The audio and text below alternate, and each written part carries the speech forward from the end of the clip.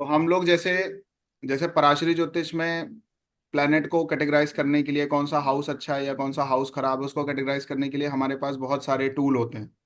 कौन से भाव का स्वामी किस हाउस में गया है, कौन उसको देख रहा है, जो देख रहा है वो उसका शत्रु है या मित्र है, जिस राशि में बैठा है वो उसकी अपनी शत्रु राशि या मित्र राशि है।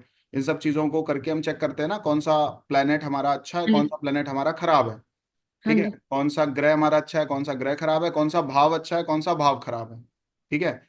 ऐसे ही केपी एस्ट्रोलॉजी में हम क्या करते हैं, जो हम नक्षत्र नाड़ी की स्क्रिप्ट पे चले जाते हैं सीधे। ठीक है। ठीक है। नक्षत्र नाड़ी की स्क्रिप्ट में बीइंग अनटेनेंटेड और इंडिपेंडेंट, जो प्लेनेट 8-12 लेके चल रहा होगा, 6-8-12, वो प्लेनेट खराब होगा। जो प्लेनेट 3-6-8-12 लेके चल रहा, 3 लेके चल रहा होगा, वो स्ट्रगल देने वाला प्लेनेट होगा। जैसे major of the cases Saturn struggle का कारक माना जाता है, बट हर टाइम पे सैटर्न स्ट्रगल नहीं दे रहा होता है आपको। ठीक है। कौन सा प्लेनेट आपको स्ट्रगल देगा, कि स्टेटस में स्ट्रगल मिल सकता है, कि कहीं आने जाने में स्ट्रगल मिल सकता है। ठीक है। कि आपके काम में स्ट्रगल हो सकता है। तो जो प्लेनेट तीसरा नंबर लेके चलेगा, थर्ड हाउस लेके चलेगा, वो आपको स्ट्रगल दे रहा होगा। ठीक है।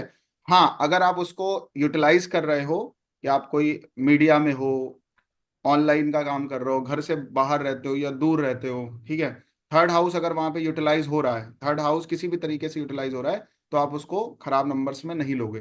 ठीक है। सपोज आपका कोई प्लैनेट है, वो 6-8-12 लेके चल रहा है, बट 6-8-12 किसी भी तरीके से यूटिलाइज हो रहा है, आप जॉब कर रहे हो, आईटी में जॉब कर रहे हो, और वो कंपनी बाहर से संबंधित है, 12वां भाव भी लेके चल रही है, तो वो प्लैनेट फिर आपका खराब नहीं है। खराब किस केस में है, जब वो प्रॉपर तरीके से यूटिलाइज नहीं हो रहा है।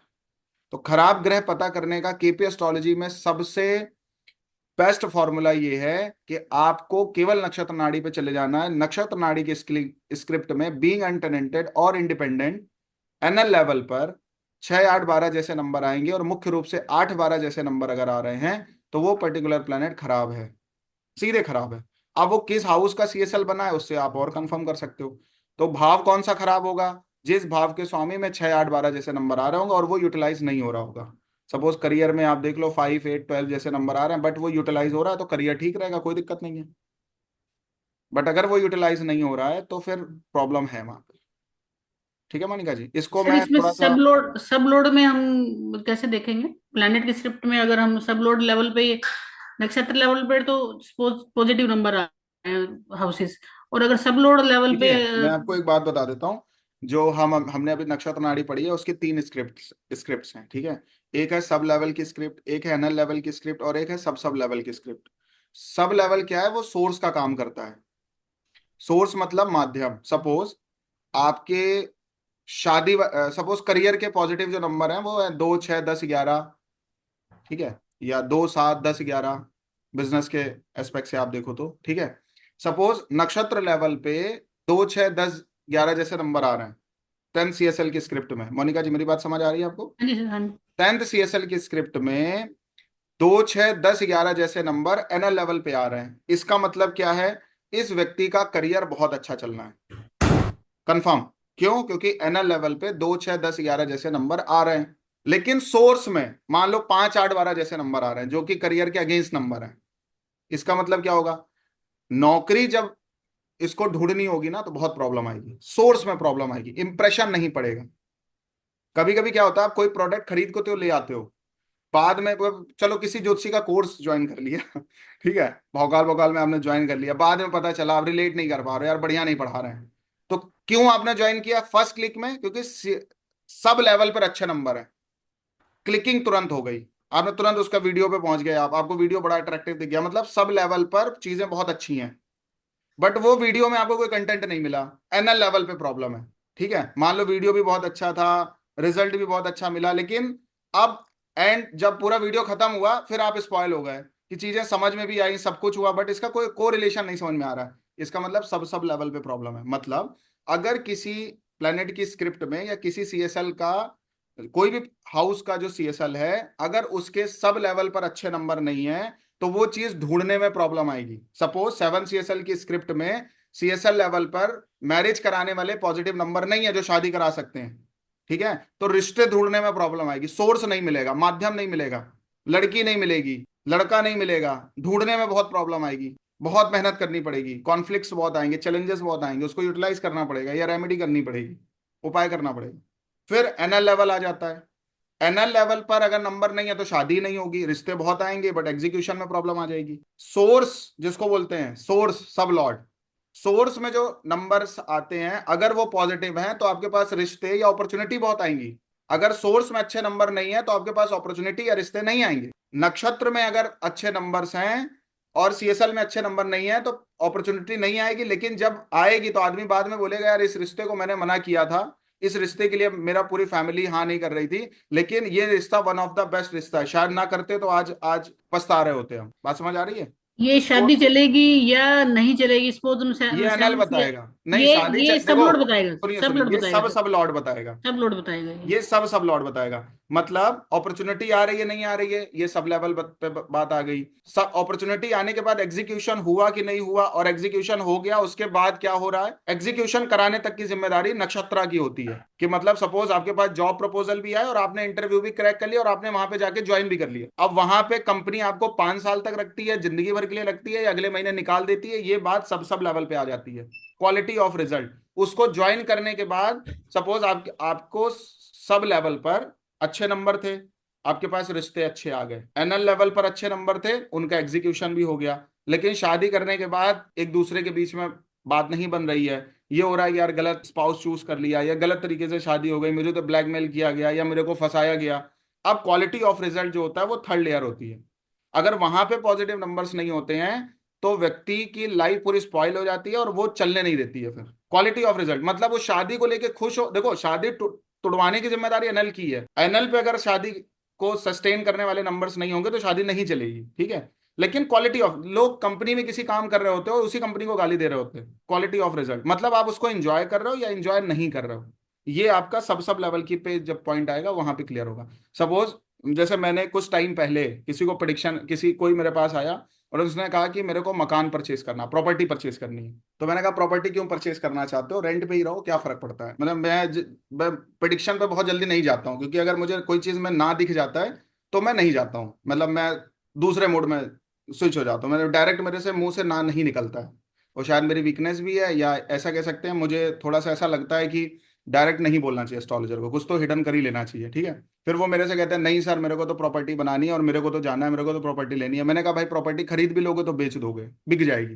क्यों बोला ये बात, क्योंकि सीएसएल लेवल पे भी नंबर है, सब लेवल पे भी पॉजिटिव नंबर्स हैं प्रॉपर्टी परचेसिंग के, नक्षत्रा में भी पॉजिटिव नंबर है प्रॉपर्टी परचेसिंग के, लेकिन सब लेवल पे प्रॉपर्टी बिकने वाले नंबर हैं। उन्होंने प्रॉपर्टी ली और लॉस में प्रॉपर्टी सेल करी, मतलब 10-5 लाख रुपए का नुकसान भी उठाया उन्होंने एक साल में। 10-5 लाख का नुकसान बड़ी बात है, छोटी बात नहीं है। एक छोटी मोटी गाड़ी आ जाएगी आपकी कहने, और अगर थोड़ा दूर चलेगा तो एक प्रॉपर्टी उतने में और खरीदी जा सकती है, 10 लाख रुपए में छोटी खरीदी जा सकती है, बट रूरल एरिया में खरीदी जा सकती है। कहने का मतलब क्या है कि अगर सब लेवल सपोर्ट नहीं करता है, अगर डायरेक्ट खराब नंबर आ गए सब लेवल पे तो वो चीज चलनी नहीं है, उसको वो मिलने के बाद भी हाथ से चली जाएगी। मतलब आपके पास अपॉर्चुनिटी लाने का डिपार्टमेंट सब लॉर्ड का है, उसे एग्जीक्यूट, अब प्रॉपर्टी आप खरीदेंगे नहीं खरीदेंगे, शादी होगी नहीं होगी, ये आपका नक्षत्र बताएगा। उसको लेने के बाद आप, लोग कहते नहीं भाई शादी करने के बाद हमारा भाग्योदय हो गया, शादी करने के बाद हमारी ये ग्रोथ हो गई, वो सब लेवल की बात है। शादी के बाद आपको क्या मिलने मिलने वाला है, लोग पूछते भी हैं, शादी के बाद क्या हो जाएगा। और एक बात बताएं, जब सब लेवल पे आप काम करोगे तो लोग पूछते भी हैं, सपोज पहले बहुत अच्छी लाइफ चल रही थी, शादी के बाद कुछ ऊपर नीचे हो गया, तो कभी लड़की भी पूछ लेती कहीं ऐसा तो नहीं मेरे पैर खराब है। वैसे लड़की पूछे तो अच्छा, लड़के को तो कभी सोच, मतलब सपने में भी नहीं सोचना चाहिए, इस प्रश्न पे तो जाना ही नहीं चाहिए। तो एक बार लड़की पूछ ले कहीं ऐसा तो नहीं है कि मैं जब से पति के घर में आया हूं तभी से इनको प्रॉब्लम आई है, लेकिन लड़के के अगर माइंड में जा रहा है तो उसके लिए मतलब चुल्लू में पानी में डूब मर जाने वाली स्थिति होनी चाहिए, ठीक है। लड़के पक्ष की तरफ से या लड़के का पर्टिकुलर प्रश्न तो नहीं होना चाहिए, सास कर दे एक बार तो चल भी जाएगा, लेकिन लड़के का तो नहीं होना चाहिए मुझे जो लगता है। लेकिन जो उसमें जो सबसे बड़ी बात, अब पता चला एनएल सब लेवल पे पॉजिटिव नंबर्स नहीं है तो शादी के बाद बड़ी प्रॉब्लम आती है, सस्टेन नहीं होगी शादी। सस्टेन होगी तो वही वाला हाल है कि एक दूसरे कमरे में वो सो रहा है, वो दूसरे का, वो कह रहा है तुम्हारे फांसी गला दबाए दे रहा है, वो उसका गला दबाए दे रही है, ये वाली सिचुएशन क्रिएट होती है। End of the day quality of result क्या है, वो चीज होने के बाद कुछ लोग कहते हैं भाई मेरी तो जिंदगी बदल गई, कुछ लोग कहते हैं भाई ये नौकरी करने के बाद मेरी पूरी जिंदगी बदल गई, है ना। कुछ कहते हैं ये प्रॉपर्टी खरीदने के बाद मेरी किस्मत बदल गई। ये कब होगा? ये सब सब लेवल पे जो जब पॉजिटिव नंबर्स होंगे तब होगी ये चीज। अगर सब सब लेवल पे पॉजिटिव नंबर्स नहीं है तो नहीं होगा। सर जैसे आपने दशा लगन बनाना बताया हमें, तो इसमें क्या हमने अगर पीडी को हमने देखना, तो हम क्या एडी को लगन में ले जाके देख सकते हैं पीडी को? नहीं। नहीं देख सकते। ये जो दशा लगन पद्धति है केवल अंतरदशा के लिए बनाई गई है। और सर अगर कॉमन स्क्रिप्ट में दशा लगन से भी और प्लैनेट की स्क्रिप्ट नक्षत्र नाड़ी से जो हम बना रहे हैं उसमें कॉमन हाउसेस नहीं आ रहे, तो फिर कैसे इसको प्रोटेक्ट करेंगे? तो आगे दूसरे का वेट करिए ना, दूसरी तो अंतरदशा का वेट करिए। उस मतलब एडी ऐसा उस नहीं है एडी वो को। चीज नहीं होगी, बट सपोर्टिव नहीं होगी बहुत ज्यादा। वो चीजें हो सकता है हो जाए, मन में रहे, एग्जीक्यूशन में ना जा पाए, ठीक है, मन में रहेंगी वो चीजें। देखो जब तक, अब दूसरी बात ये है ना कि अगर दशा 2 नंबर लेके चल रही है, अंतरदशा 4 नंबर लेके चल रही है, तो पैसा है तो प्रॉपर्टी खरीद सकता है। दशा ही भिखारी बनाने वाली चल रही 5 8 12 की, तो कहाँ से प्रॉपर्टी खरीद लेगा? सर समझ अगर रहे हो? तो सिर्फ जिस भी कॉमन। चीज की बात हो रही एटलीस्ट उसके सपोर्ट 11 नंबर जैसे सबके लिए सपोर्टिंग नंबर है, हर चीज के लिए सपोर्टिंग नंबर। अगर कोई दशा 11वां भाव लेके चल रही है तो अंतरदशा कोई भी नंबर से लेके चले वो चीज पूरी होनी है। दूसरा भाव मेजर ऑफ द केसेस, चाहे आप किसी भी चीज में देखो, दूसरा भाव हर जगह आ जाता है। संतान के लिए भी आ जाएगा, शादी के लिए भी आ जाएगा, वेल्थ के लिए भी आ जाएगा, मैक्सिमम हर चीज के लिए दूसरा भाव आ जाता है, ठीक है। अब दूसरा भाव लेके दशा चल रही है तो अंतरदशा में कोई भी नंबर आ जाएंगे तो एग्जीक्यूशन तो करा ही देंगे ना। तो हमेशा कॉमन नंबर्स पर थोड़ा सा ध्यान देना चाहिए। अगर कोई दशा 11वां नंबर लेके चल रही है और अंतरदशा प्रॉपर्टी वाले नंबर लेके चल रही है तो प्रॉपर्टी खरीद लेगा। दूसरे भाव अगर पैसा आ रहा है दशा में तो प्रॉपर्टी आगे खरीदनी है, व्हीकल खरीदना है तो खरीद जाएगा।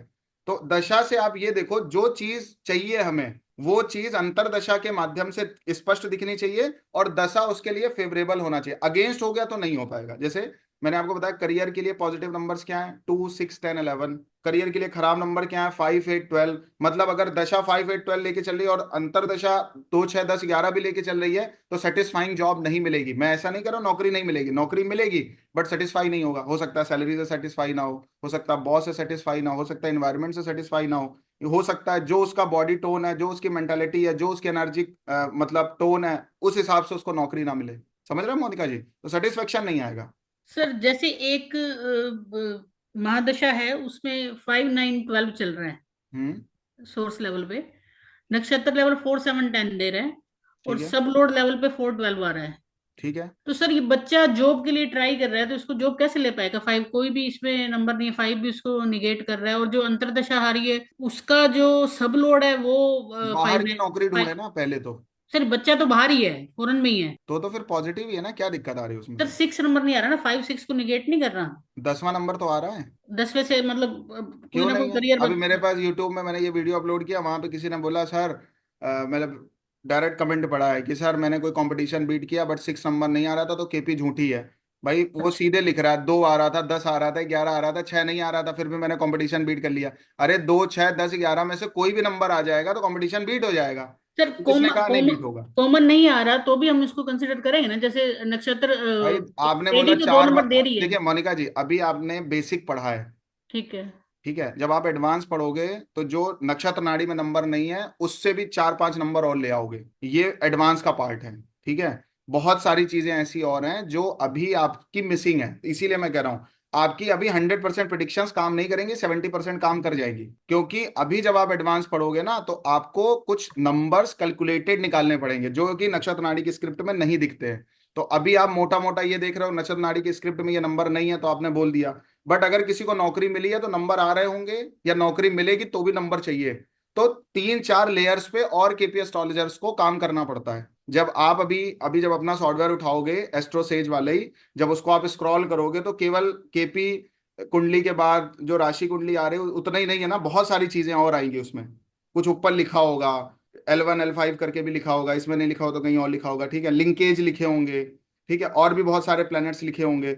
बहुत सारी चीजें और होती हैं जो कैलकुलेशंस के बाद कुछ फिल्टर्ड हाउस निकल के आते हैं जो कि नक्षत्र नाड़ी की स्क्रिप्ट में नहीं होते हैं। समझ रहे हो आप? तो इतने से काम नहीं चलेगा। अगर आपको एक अच्छे लेवल पे प्रिडिक्शन करनी है जो केपी एस्ट्रोलॉजर्स करते हैं, वो केवल बेसिक से काम नहीं चलेगा आपका।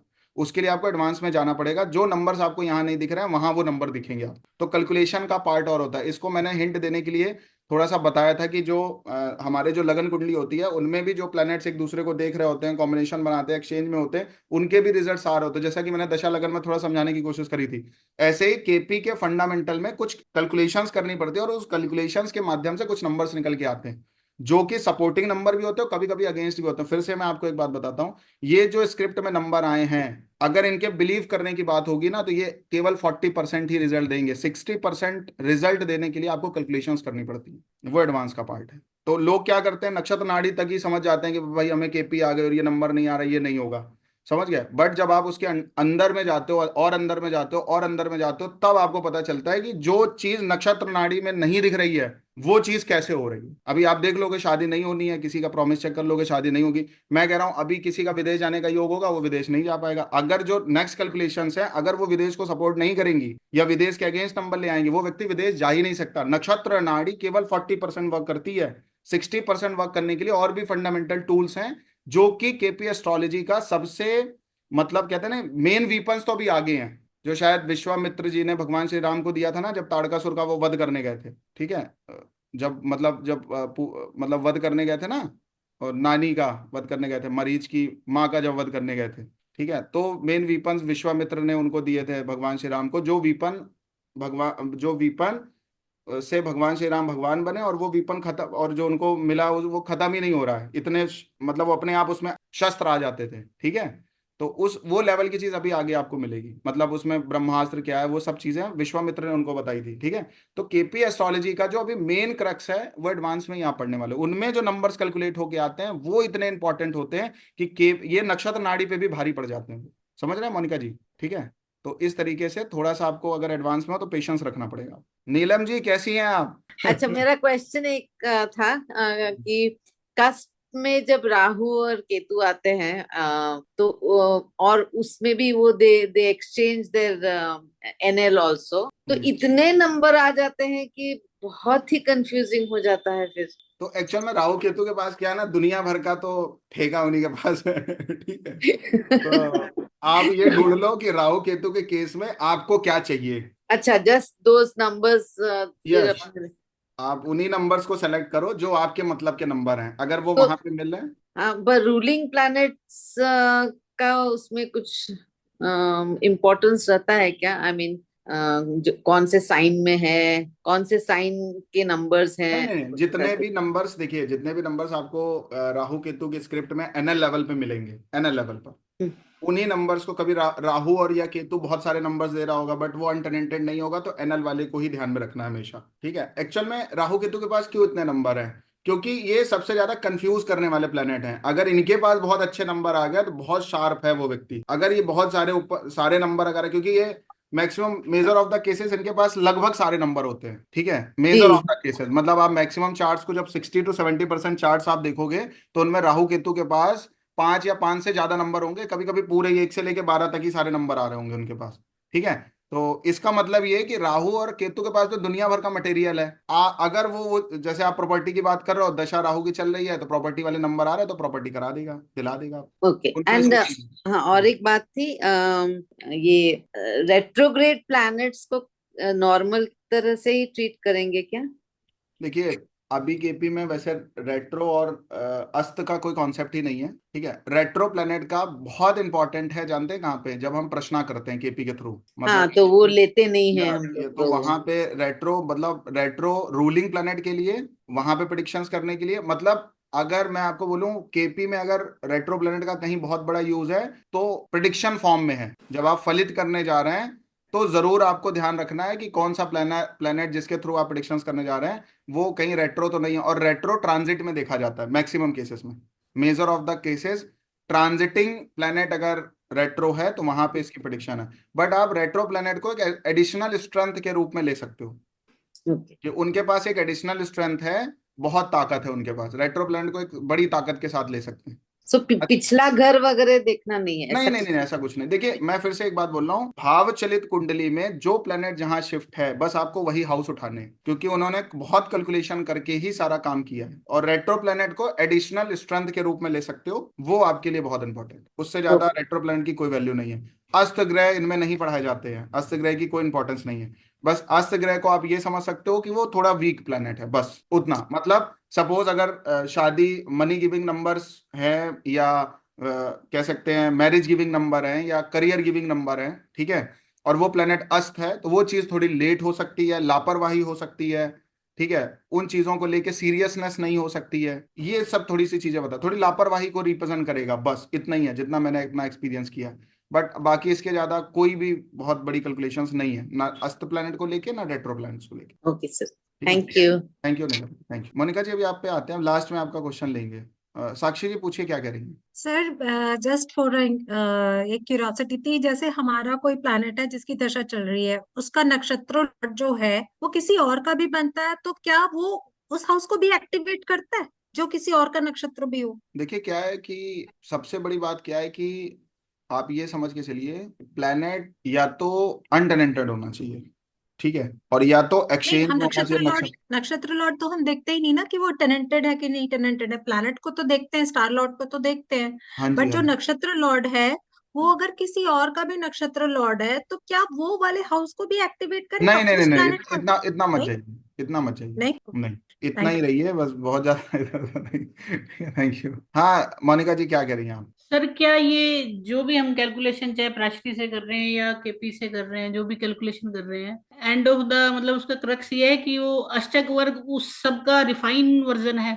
नहीं नहीं, ऐसा नहीं कह सकते। अष्टक वर्ग एक सपोर्ट को दिखाता है। सपोज आपके पास 3 हाउसेस हैं, जैसे एक तीसरा भाव है, एक 10वां भाव है, वैसे आपके टॉपिक का नहीं है, फिर भी आपने पूछा है तो मैं बता देता हूँ। जैसे अब सपोज आपके पास 3 हाउसेस हैं, एक 3 नंबर है, एक 10 नंबर है, 11 नंबर है, और करियर के पॉइंट ऑफ व्यू से आपको ये सेलेक्ट करना है कि किस हाउस का प्रोफेशन हम ज्वाइन करें, किस हाउस को लेके सबसे ज्यादा पोटेंशियल हमारे पास है। वैसे केपी से ही पता चल जाएगा, जो अनटेनेंटेड वाला इंडिपेंडेंट वाला होगा उसके पास पोटेंशियल निकालना, मैंने आपको बताया कि पर हाउसेस वो का सर ये पोटेंशियल। जरूरी हो सकता है कि जो इंडिपेंडेंट हाउस आ रहा है उसका पोटेंशियल अष्टक वर्ग में भी ज्यादा अच्छा बिंदु दे रहा होगा वो? डेफिनेटली दिखाएगा, तो सर डेफिनेटली वो एंड ऑफ चीजें। द मतलब ये कह सकते हैं कि दशा को एनालाइज करना हो तो हमें लास्ट जो एक कॉल लेनी है वो हमें अष्टक वर्ग से लेनी नहीं चाहिए? लेनी है, केपी में नहीं लेनी है, केपी की कॉल कहीं जाती नहीं, केपी की कॉल केपी तक ही रहती है। इनके अपने ही फंडामेंटल इतने स्ट्रांग है कि आपको एडिशनल किसी और टूल की जरूरत नहीं पड़ेगी।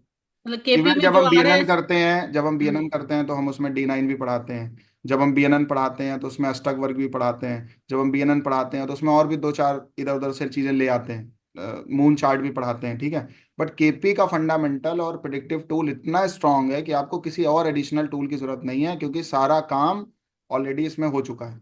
तो एडिशनली किसी सपोर्ट लेने की जरूरत नहीं। हाँ, अगर आपको वो चीज आती है, आप लेना चाहते हैं, उसकी बात अलग है। सर केपी को हम ट्रांजिट में जो प्लेनेट जैसे अभी जुपिटर उसमें चल रहा है टॉरस में, तो हम विनस की स्क्रिप्ट बना के उससे भी मैच करेंगे? कर सकते हैं, आपका जहां तक दिमाग काम करे। बाकी जितना मुझे थोड़ा बहुत आता है, मुझे तो बहुत आता नहीं केपी, जितना थोड़ा बहुत आता है वो एडवांस में हम बताने की कोशिश करेंगे। चलिए, अभी आपने 2 चीजें मेरे से बोली थी। अभी एक राशि रह गई है, और राशि कैसे काम करती है और कस्पल सबलॉर्ड कैसे काम करता है, ठीक है।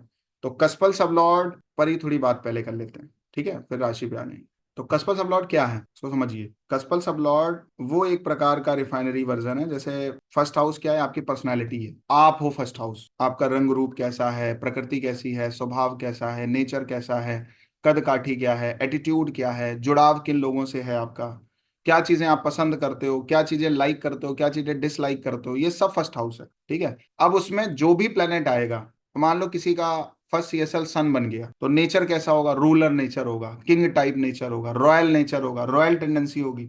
हर चीज उनको, मतलब जितनी भी जो भी चीजें चाहिए वो बहुत ही प्रीशियस चाहिए, ठीक है। किसी का मतलब उन पर कोई अधिकार नहीं कर सकता, वो ही दुनिया पे राज करने के लिए पैदा हुए हैं, ऐसा एटीट्यूड होता है उनका। फेम ऑटोमेटिक उनका हो जाता है। देखो एक बात समझ लो, सन जिस भी हाउस का सीएसएल बनेगा या एनएल बनेगा, उस चीज में आपको इजीली फेम मिल जाएगा। बस फेम को डाउनग्रेड करने वाले नंबर ना हो। फेम को डाउनग्रेड कौन सा नंबर करेगा, 9 नंबर कर देगा, 6 नंबर कर देगा। अब आप कहोगे सर 6 क्यों, फेम कोई कंपटीशन निकाल ले तो उसका तो फेम बढ़ जाता है भाई। आप जब नौकरी करते हो तो आप कुछ भी करते हो तो नाम तो मालिक का ही होता है। तो कंपनी का ऑनर है, एंड ऑफ द डे तो नाम उसी का होगा, आपका तो बहुत थोड़े लेवल पे नाम होगा। 10 को डिग्रेड करता है 9। स्टेटस, जब धर्म की बात होती है, धर्म में क्या एक बात बोली जाती है, धर्म को जो फॉलो करते हैं, भगवान की प्राप्ति की बात होती है, रिलीजियसनेस की बात होती है, स्पिरिचुअलिटी की बात होती है। क्या कहते हैं भाई, ईगो को किनारे करके आओ, बोलते हैं। धर्म तभी जागृत होगा जब ईगो नेगेशन में जाएगा, 9th हाउस में। कहने का मतलब क्या है, जिस भी चीज में आप स्टेटस ढूंढ रहे हो, जैसे 4th सीएसएल का मान लो संबंध सन से बन गया, तो बच्चा उसको क्लास जानती होगी आराम से, टॉप करने का पोटेंशियल रखता है, लोग जानते होंगे, स्कूल जानता होगा उसको। तो सन का बेसिक नेचर क्या है, सन का नेचर ये है कि आपको आगे रखना, आपका नेम फेम बना के रखना। और आपका एटीट्यूड क्या होगा, पर्सनालिटी कैसी होगी, सन टाइप का होगा, सोल्यूशन माइंड होगा आपका, आइडियाज कंटिन्यू आते रहेंगे, कुछ सोल पर्पस फुलफिल करने के लिए आप सोचते रहोगे। ये फर्स्ट हाउस में आ गया। सेकंड सीएसएल का अगर संबंध सन से बनेगा, यही हाउस से भी आप ले सकते हो, सेकंड सीएसएल का संबंध अगर सन से बनेगा तो फैमिली पे डिपेंडेंसी ज्यादा होगी, वेल्थ को लेके आप पैसा नहीं जोड़ पाओगे, आपसे पैसा टिकेगा नहीं, क्योंकि एक्सपेंसेस और लग्जरी चीजें आप बहुत खरीद लोगे, एक्सपेंसिव और लग्जरी चीजें, ठीक है। और फैमिली में पैसा अच्छा होता है, पिताजी का पैसा आपको मिल जाता है, सन इस बात को इंडिकेट करता है सेकंड सीएसएल के, अगर वो बन जाता है। 10 सीएसएल बनता है, 6 सीएसएल अगर सन बनता है, उसका एनएल सन बन जाता है, तो नौकरी या करियर जो है आपका गवर्नमेंट जॉब के थ्रू हो सकता है, सरकारी नौकरी मिलने के बहुत अच्छे चांस है अगर 6 सीएसएल का संबंध सन से बन जाए। एक चीज और ध्यान रखिएगा, 6 सीएसएल का संबंध डायरेक्ट बन जाए, मतलब 6 सीएसएल ही सन बन गया या उसका एनएल ही सन बन गया, तो भी ये चीज लग गई कि सरकारी नौकरी करने का योग। अगर आपके पास कोई आ गया कि भाई हमें सरकारी नौकरी करनी है, तो आप हाँ कर सकते हो। अब यहाँ पे मान लो सन नहीं है थोड़ी देर के लिए, लेकिन जो ये सीएसएल या एनएल जो भी बने हैं दोनों प्लैनेट्स, D1 चार्ट में अगर उनका रिलेशन सन से बन गया तो भी काम हो गया। एक एग्जांपल के लिए मान लो आपका 6 सीएसएल मरकरी बना है, ठीक है, और मरकरी का जो एनएल बना वो सैटर्न बना, सामने वाला पूछ रहा है भाई सरकारी नौकरी का योग है कि नहीं है, तो आप इतना देख के तो मना कर दोगे, लेकिन जब आप उसके D1 चार्ट पे गए तो वहां आपने देखा कि मरकरी के साथ ही सन बैठा है, या सैटर्न को सन देख रहा है, बात समझ आ रही है, या सैटर्न सन के साइन में बैठा है, रिलेशन बन गया कि नहीं बन गया किसी भी तरीके से, तो यहाँ भी चीजें घटित हो जाती। वैसे एडवांस का पार्ट है, वहां पे मैं आपको बताने वाला हूँ, बट ये चीज को मैं थोड़ा और कंफर्म करते हुए चल रहा हूँ। एडवांस में ऐसी और भी चीजें आपको समझ में आएंगी कि जो चीजें आप यहाँ पे मिस करोगे ना, वो चीज वहां पूरी होगी। और अभी मैंने आप सबके लिए सेम प्राइस ही रखा हुआ है जो पहले था केपी का, आप अभी ज्वाइन करना चाहें तो कर सकते हैं, ठीक है।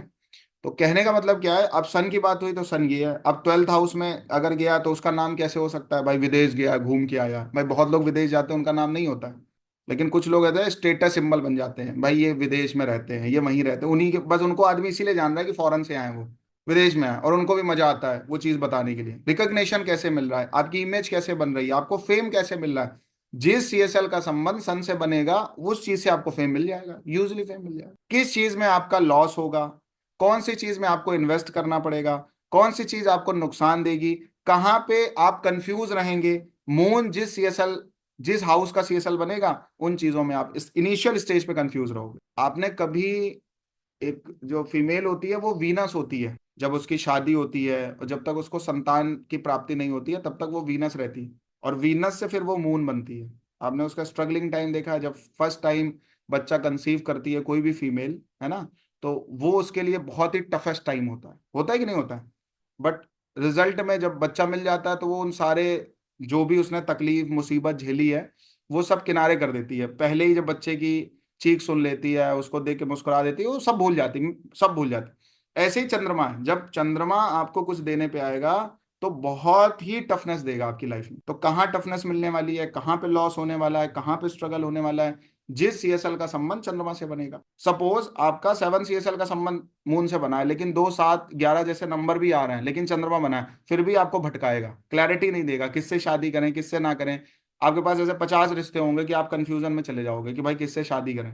बात समझ आ रही है, मेजर ऑफ द केसेस आप प्रॉब्लम में जाने वाली है। मून आपको लॉस भी कराता है, स्विचिंग बहुत जल्दी नहीं हो पाती, अगर कोई लड़की आपको अच्छी लग गई तो लग गई चंद्रमा के केस में। तो चंद्रमा क्या है, चंद्रमा किन किन चीजों को रिप्रेजेंट करता है, आपका माइंड है चंद्रमा, चेंजेस है चंद्रमा, लॉस है चंद्रमा, ब्लेम्स है चंद्रमा। जिस भी सीएसएल का संबंध, जिस भी हाउस का सीएसएल चंद्रमा बनेगा, या जिस भी हाउस का सीएसएल का एनएल चंद्रमा मिलेगा, उन चीजों में आप अच्छा करो या खराब करो, ब्लेम्स आपको मिलने हैं। खराब नंबर होंगे तो खराबी की वजह से आपको बदनामी मिलेगी, अच्छे नंबर्स होंगे तो अच्छाई की वजह से बदनामी मिलेगी।